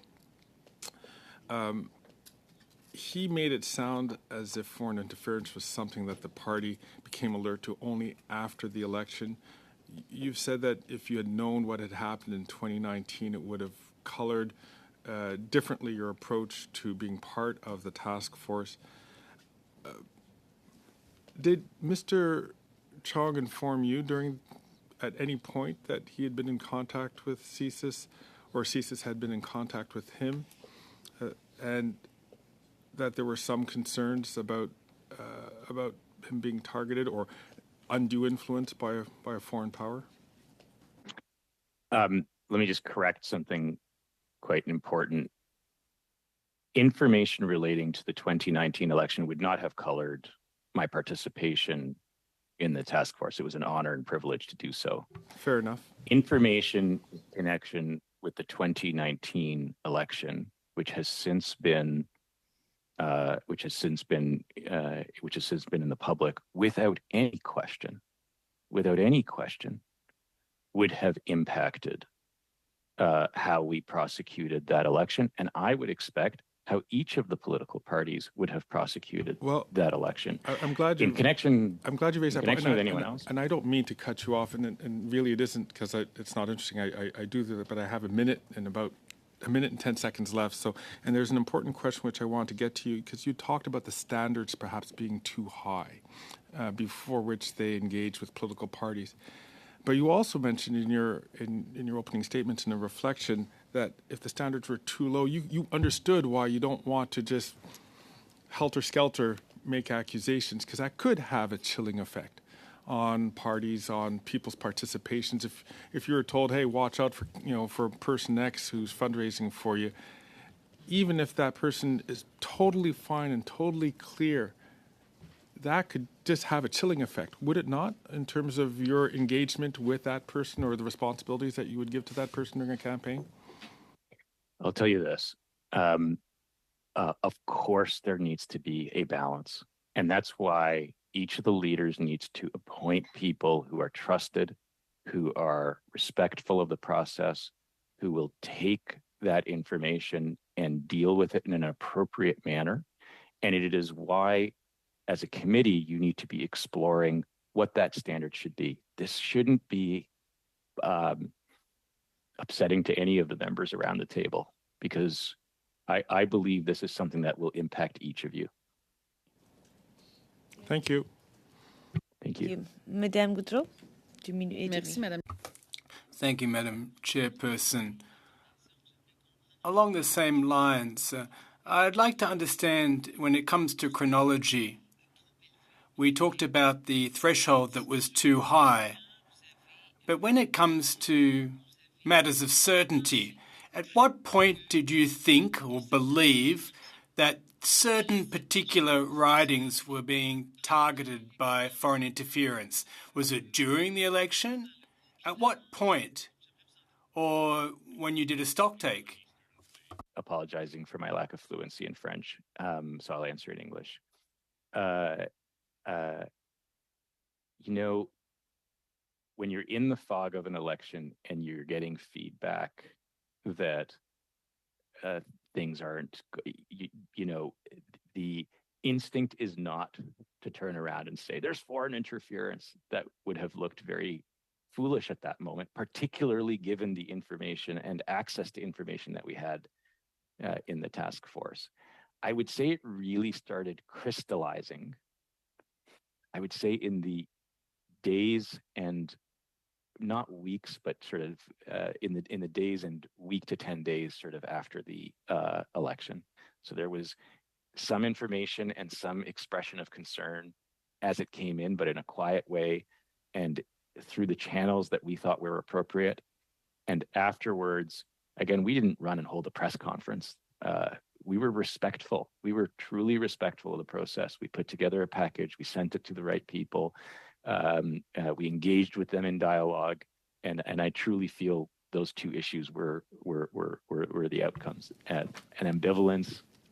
Merci, Thank you. Now, I understand that when one receives information from various authorities, one would usually accepts it and takes it at face value when it's from the security establishment. Now, what about the evidence you collected? I don't need the details per se, I have a couple of seconds left, but do you think the site committee was capable of arriving at the same conclusion as you when it comes to blind spots, for example, or dead ends? When things were made public, did you agree with what was revealed? Look at the feedback that we received from the leadership of the committee, particularly after the election, led me to conclude that there was not an appreciation for how serious an issue this would be, just to have the perception that there's something wrong, let alone fact. And secondly, I did feel that possibly there was a legislative tool gap, which is something I will hope that you will explore. Mrs. Blaney. Well, Mr. Solomon, to come back to you, I appreciate you said a couple of times that it wasn't just one country, it was multiple countries that there was expressed concern about. And I think as we go forward, this is important that we recognize that this is an ever-changing, quickly changing reality, and there's multiple countries that we should be watching very, very carefully.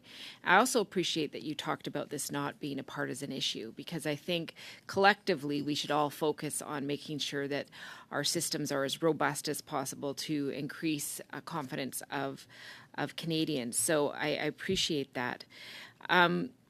You know, my question to you is you've talked about the task force and the threshold, and I really heard both of you say very clearly that you went through a very robust process. So after that sort of robust process where you feel like you've really been checked out, you're expecting that open dialogue that will be helpful. So I guess one of the questions that I have is, during the election process and when you were working with the task force, was there any guidance to you on how to work with the multiple campaigns across the country, and that if there was concerns coming from those different ridings across Canada, how that would be fed to the task force? And also the other side, if there was a concern, did they ever talk about how you would work with that particular region in addressing it? Tasha, would you like to take first crack and I can jump in? I think that's a great idea. Is where I'll kind of leave it. That makes perfect sense to me, and I think Mr. Solomon and I both thought that that's exactly what would happen. And in the aftermath, particularly the October 21st meeting referenced, that was not at all what happened. And I think that I won't speak for Mr. Solomon, but for myself, it was incredibly disappointing and completely unacceptable because this whole process was set up for that exact reason.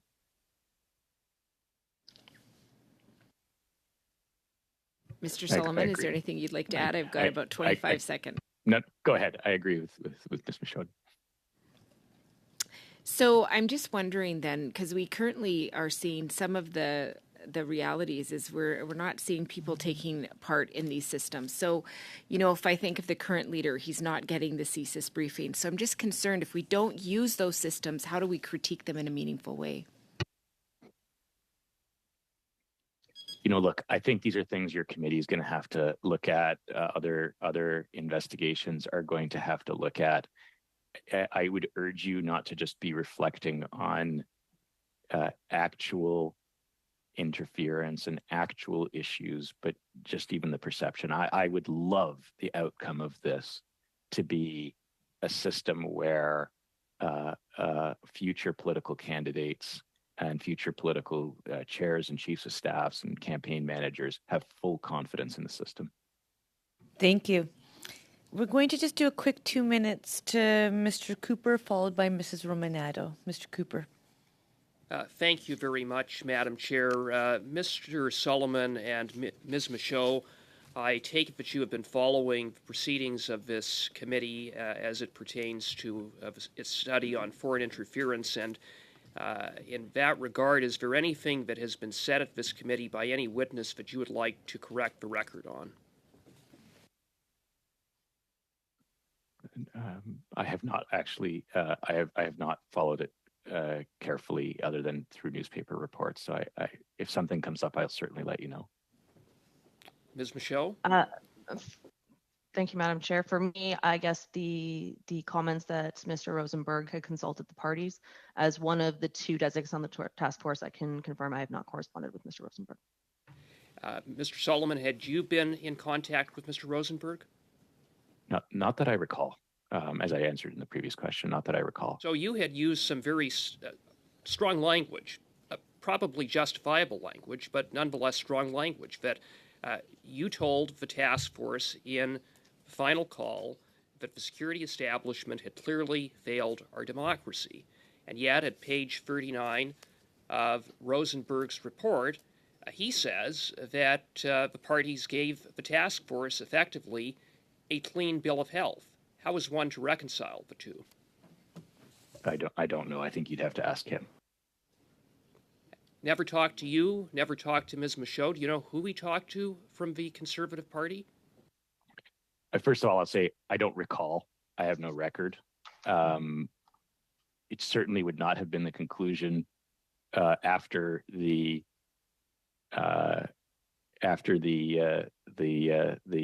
engagement that we had with them. But I don't know what else to add to you on that. Okay, thank you. Thank you. Mrs. Romanado. Thank you very much, Madam Chair. And through you, I'd like to thank the witnesses for being here today. And I especially appreciate the fact that you both have provided us with very nonpartisan testimony. And as you know, we're all in the same kind of business, and sometimes partisanship can cloud a lot of the work that we do. So I really appreciate your honesty and your feedback. I want to start with Madame Michaud.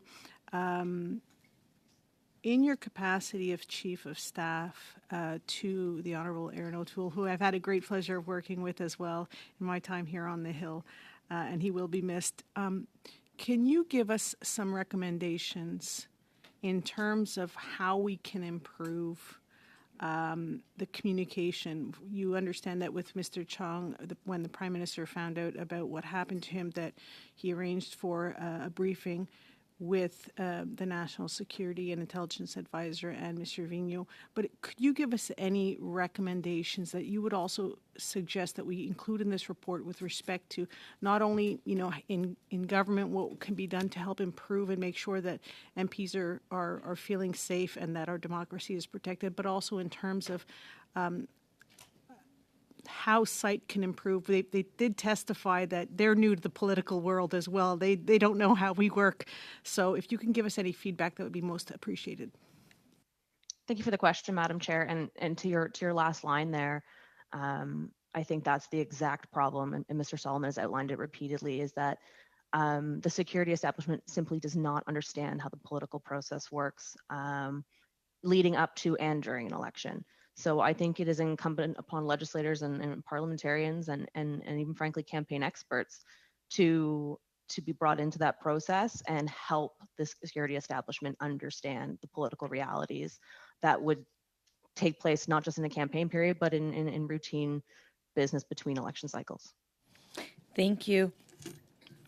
I want to thank you both for taking the time to be here. I totally recognize that, it's hard to just drop and come when we need you to come, but you both did appear, and it means a lot to PROC committee members. If anything else comes to mind that you would like committee members to know, please just send it to the clerk. We'll have it translated in both official languages and shared around.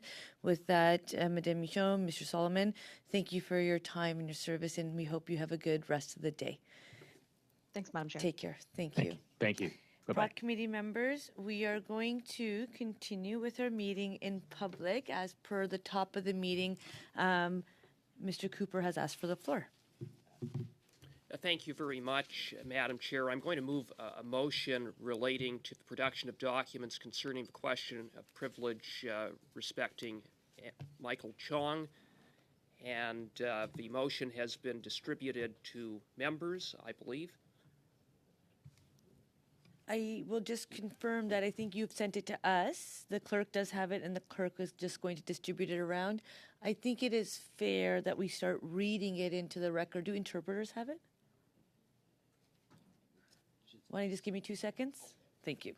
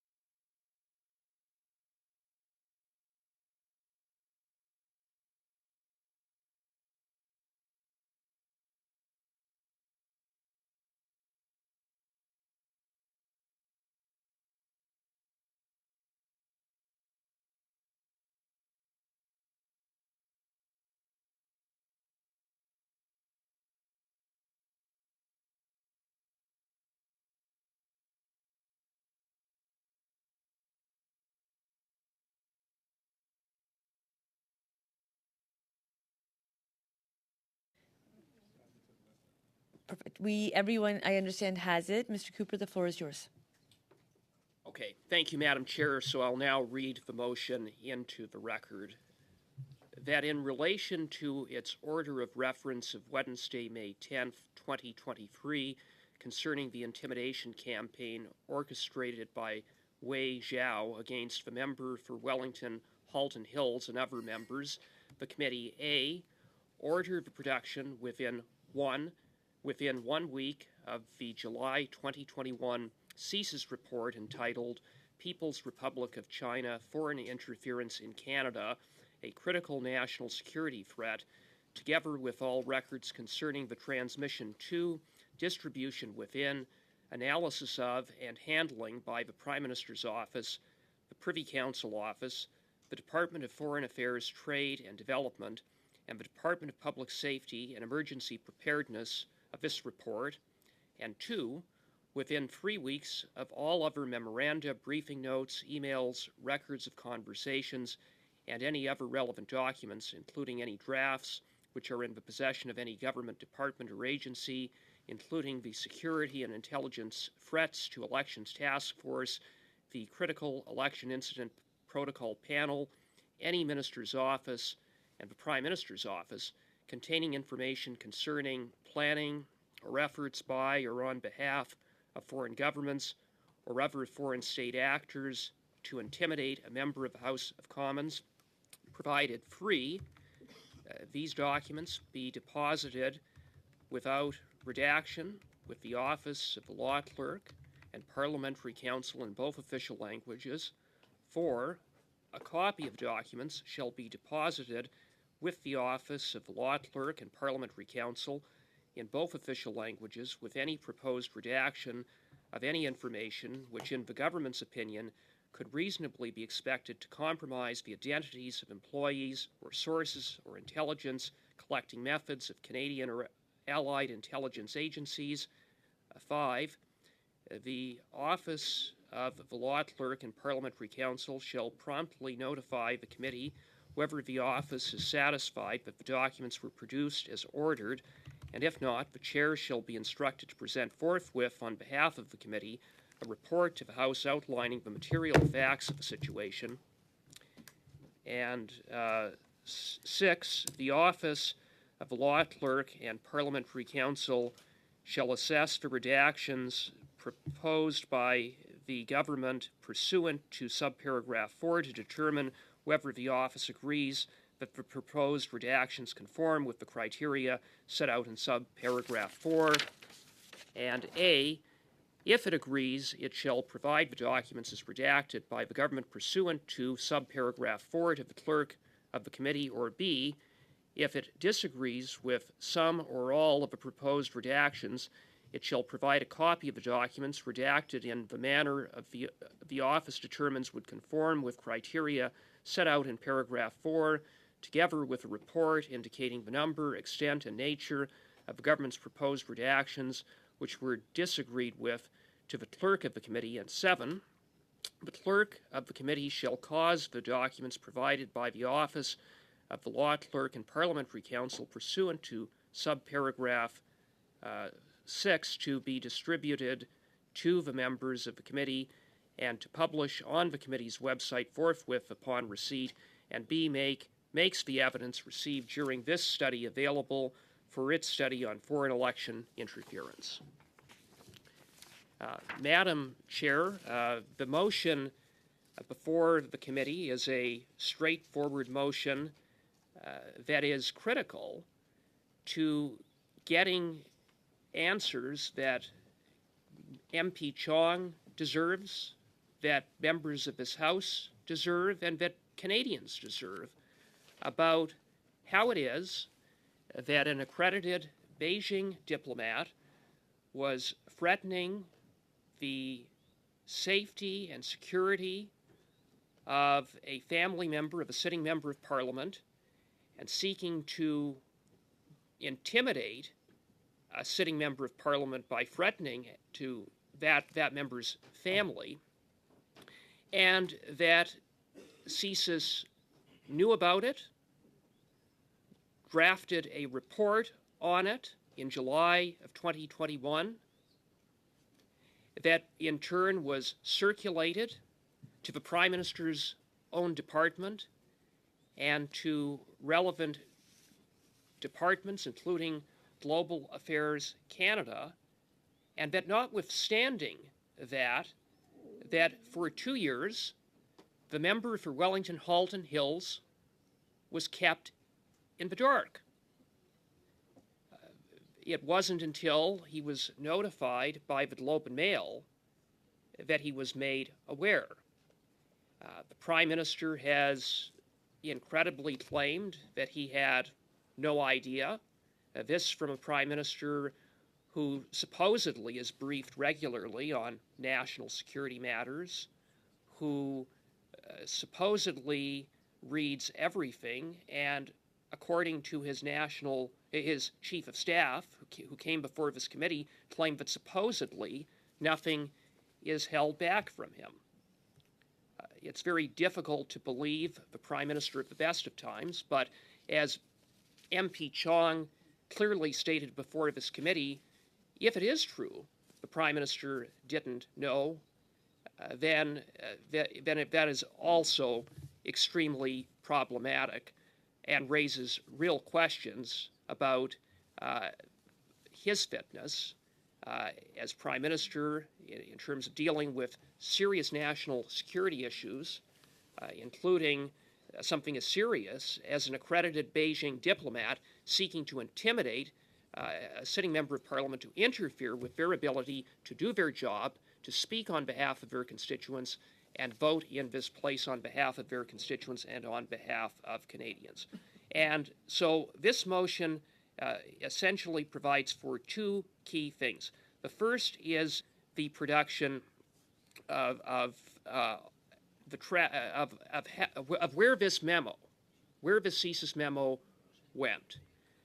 As Jenny Byrne, the former deputy chief of staff, highlighted in this committee, there is a tracking system. Michael Chong also mentioned that there is a tracking system that would make it very easy to determine exactly who this memo went to and when it went to various officials and departments. And it's important to know that it certainly is relevant to understand where this breakdown occurred, or whether something more serious happened, namely that the Prime Minister or senior officials in his office knew about this and covered it up for 2 years. And the second component of the motion relates to the production of all other memoranda, briefing notes, emails, and other documents surrounding this memo and surrounding the government's knowledge of intimidation attempts by Beijing directed towards members of Parliament.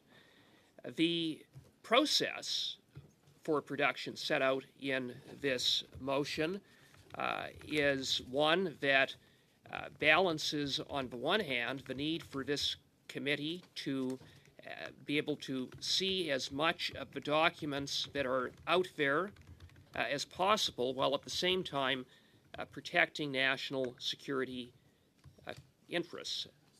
The motion recognizes that the PCO, quite frankly, is in a conflict on this. The heart of this issue is a memo that went from CSIS to the PCO, and what happened after that is a critical question.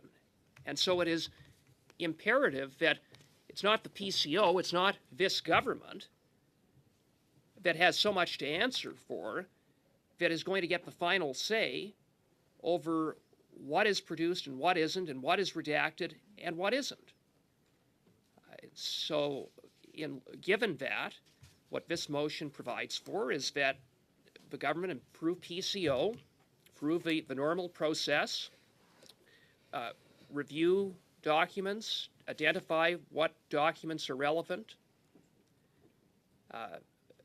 make what they see as appropriate redactions, and then provide the parliamentary law clerk, who has a full national security clearance, who is, unlike the PCO, unlike this government, completely independent, not in a conflict, the opportunity to look at and compare, on the one hand, the unredacted version of the documents and the suggested redactions, and then make a final decision, having regard for national security and other considerations, what the final redactions should be, and thereafter the documents come to this committee. This process is not a novel one. In fact, it is one that involved the parliamentary law clerk who recommended this process, and it was one that was adopted with respect to the production of documents from PHAC in relation to the Winnipeg lab scandal. Those documents were never produced when the Liberal government blocked their production, resulting in a finding of contempt of Parliament for the chair of PHAC and highlighting the lengths to which this government has gone in the past to cover things up, to not be transparent. But I hope that won't happen in this case. The PCO, the Prime Minister, this government is in a conflict. We need an independent process, and we need to move ahead expeditiously, because it's not just a matter of calling witnesses. It's important that we call witnesses, and we've made some progress in that regard, but we need documents, and we need, to the greatest degree possible, unredacted documents. What we don't need is what this government has provided with the support of the NDP in the past, which is an ATIP standard of production with respect to redactions, which has resulted in page after page after page of blank documents. It's completely unacceptable. It's completely unnecessary. And I would hope that if the Liberals are sincere, that they truly are concerned about what happened to Michael Chong and his family, and that they do want to get answers, that they would support a process that allows for this committee to truly do its work and empowers the parliamentary law clerk, not the Prime Minister's office, not the PCO who are in a conflict, to make a determination as to what should be redacted and what should not be. Thank you, Madam Chair. Thank you, Mr. Cooper. I have Mr. Turnbull on my list, followed by Mrs. Blaney. Mr. Turnbull. Look, I appreciate Mr. Cooper's remarks, although I don't agree. I mean, I think we've expressed, all have expressed concern for the allegations and the question of privilege that Mr. Cooper has mentioned. And I think that all we're really concerned about here is protecting national security and ensuring that information and documents are shared in a responsible manner. I think the standard on this committee in the past has been to follow at least twice, I believe, in this study, a study on foreign interference, has been to use the ATIP, the normal ATIP rules, and to abide by that standard. You know, I think the specific part of what you've proposed here that strikes me as just, challenging is the documents be deposited without redaction with the office of the law clerk. And so, I just have concerns. I really legitimately just don't want information to be shared publicly that should be dealt with in a sensitive manner, and that's the only concern that I would just like to share. So I'll just stop there. That's one concern. I may, as I read through, it's a longer motion. It's not as simple as Mr. Cooper made it out to be, but we can certainly, I'll certainly review it and let you know if I have any other concerns as well. Thanks. Thank you, Mr. Turnbull. Mrs. Blaney. Well, thank you, Chair, and I thank the member for bringing forward this motion. This is really concerning, and I appreciate that in the motion he said the member from Wellington, Halton Hills, and other members. I think it's very clear that one of those other members is somebody that I also have partnership with in our caucus. So this is really serious, and trying to navigate this very complex issue, knowing that we need to have a clarity and an accountability, but also knowing that we have to honor national security, because we don't want any of these people that have already faced challenges to be put in an uncomfortable position. And we want to make sure that as we move forward, that we don't threaten any of the relationships we have with other countries that we share information with. These things are very concerning to me. I also just want to let the committee know that I am leaving today for a trip for the NATO Parliamentary Association. I do have a hard stop of 1:30. I will be needing to leave, or else I'll miss the plane, and I'm sure I will not be in happy issue or reality then. So, for me, I have a couple of questions for the member. I read it closely, and it says, Oh, sorry, I actually have to open my phone because I don't have a print copy, so I apologize for the holdup. But what I think that I read is that there was a understanding that every piece of information that would be coming to us would be translated prior to it getting to the law clerk. I have had a conversation with the law clerk. I've been fairly transparent that I am trying to understand what this motion is, making sure that we're following the very best rules, acknowledging that we need information, that we do need some information to help us go through this process. But I definitely heard that one of the holdups could be the translation, and that concerns me because then, of course, the timelines that we're putting on in this motion won't necessarily be effective just because we don't have the resources to get that done as quickly as possible. The other question that I have is there have been other committees that have addressed some fairly confidential issues who did certain processes where, for example, information was shared in a room. You could go into the room, you weren't allowed to bring your phone, you would review information that was often redacted, and then you could leave from that place. So this one actually asks for, if I understand correctly, all of that information to be put online. I mean, these are issues of national security. Like, I am not trying to be a pain here. I am very concerned.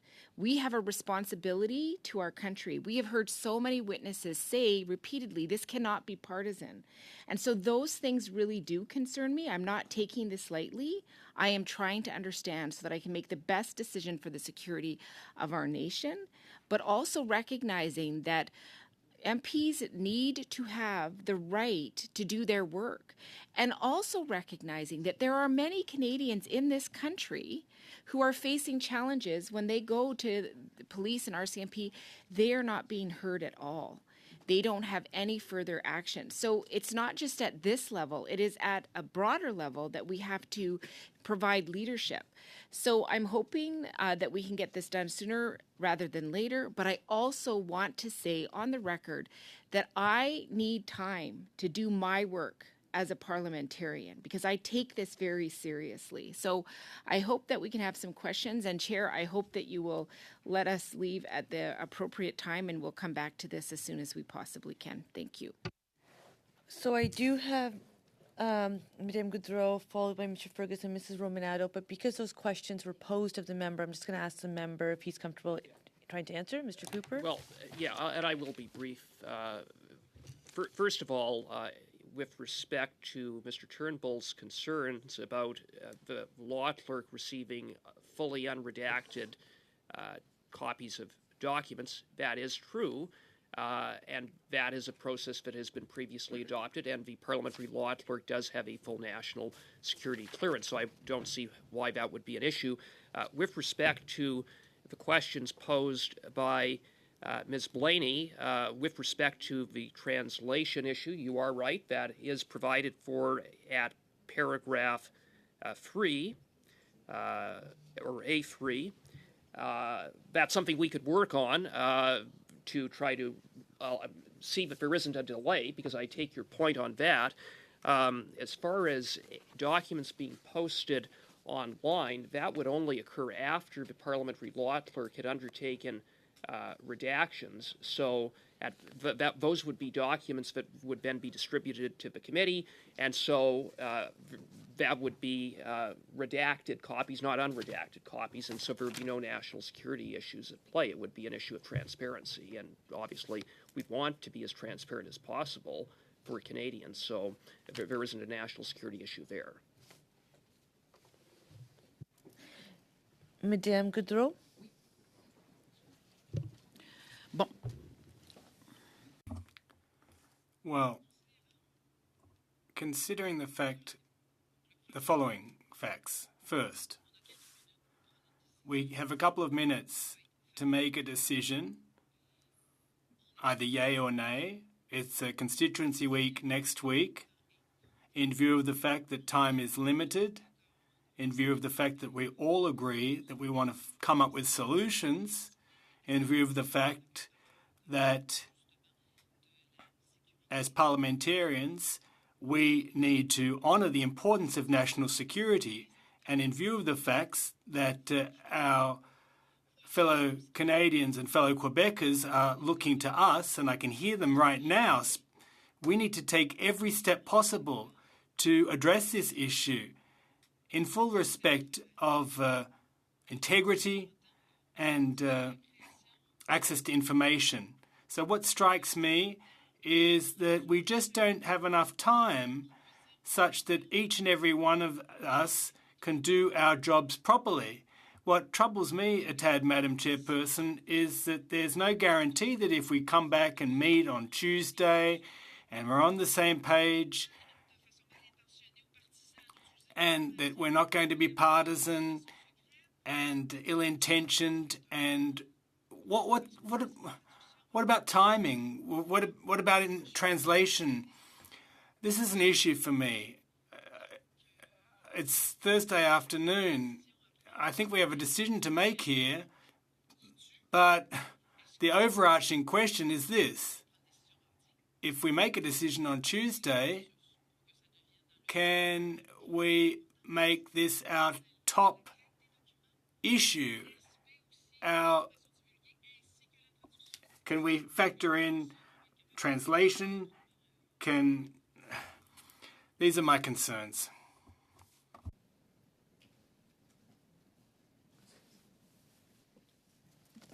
So our committee can change the priority always, because we do on a daily basis right now. So if this is the new priority, then that's what we choose.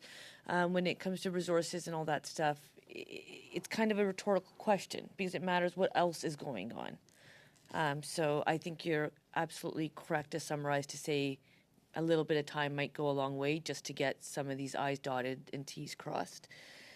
Mr. Fergus. Madam Chair, I'll be very brief. I have several concerns with this motion. First, I'd like to echo what Ms. Goudreau and Ms. Blaney and Mr. Cooper have said to an extent, and that is that it's important to have the information we need.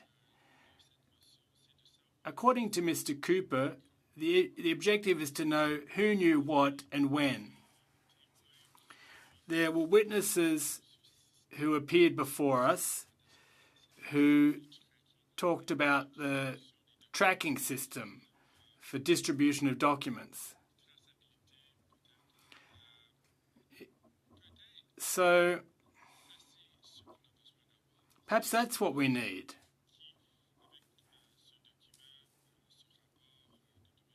To know when it comes to the 2021 report, perhaps we need access to the tracking system. And that way we can avoid the whole issue of whether these documents would be under an hermetic seal, quote unquote, and any national security implications, as Ms. Goudreau flagged so clearly a moment ago. The whole issue of translation, well, as a member from Quebec, there's no way to get around this. The documents have to be available in both official languages. That said, I don't think we can meet the deadlines listed in this motion. And I think that basically we're setting ourselves up for failure here, and there'll be ramifications to that. Sorry, Ms. Blaney, I know that you have to leave. I'll be quick. So basically, in addition to my concerns about making information available that's unredacted against the will of our security establishment, well, of course, I have a lot of respect for the law clerk.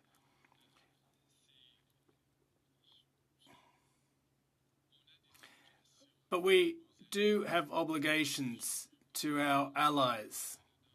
And I certainly don't want Canada to be perceived as a weak link, quote unquote, in terms of the chain of information. Because in doing so, we'd jeopardize Canadian security. So here's what I'd like to ask Mr. Cooper. Mr. Cooper, can Mr. Cooper rethink and rewrite his motion so that it hones in on the specific information he's looking to get his hands on? Thank you very much, Madam Chair. Can we go to the next person on the list? Do you really want to answer? There's not really anything to answer. I think the motion is very straightforward. Perfect. Madame Romanado, I agree. Yeah. Thank you, Madam Chair. And there's some parts of this that I'm a little concerned about. I'm concerned about, as Ms. Blaney said, putting the names of other MPs who may have been targeted, who may not want their names out there, for that kind of information to get out. We have a duty also to respect the privacy of some of these MPs who may also be concerned about having their names as possible targets. So I do have some concerns with this, and I just want to make sure I'm understanding it. But I know that Madame Blaney has to leave. You know, just the idea of putting MPs' names out there and their family members out there is quite concerning to me. So with that, I'm going to move that we adjourn. Question. All right, the question is on adjournment. Ms. Romanado. 4. Ms. Sahota. Meeting. Yes. Yes.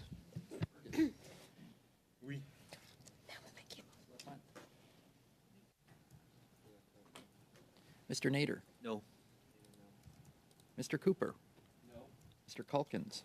No. Monsieur Berthaud. No. Madame Gaudreau. No. Ms. Blaney. Yes. 6 yeas, 5 nays.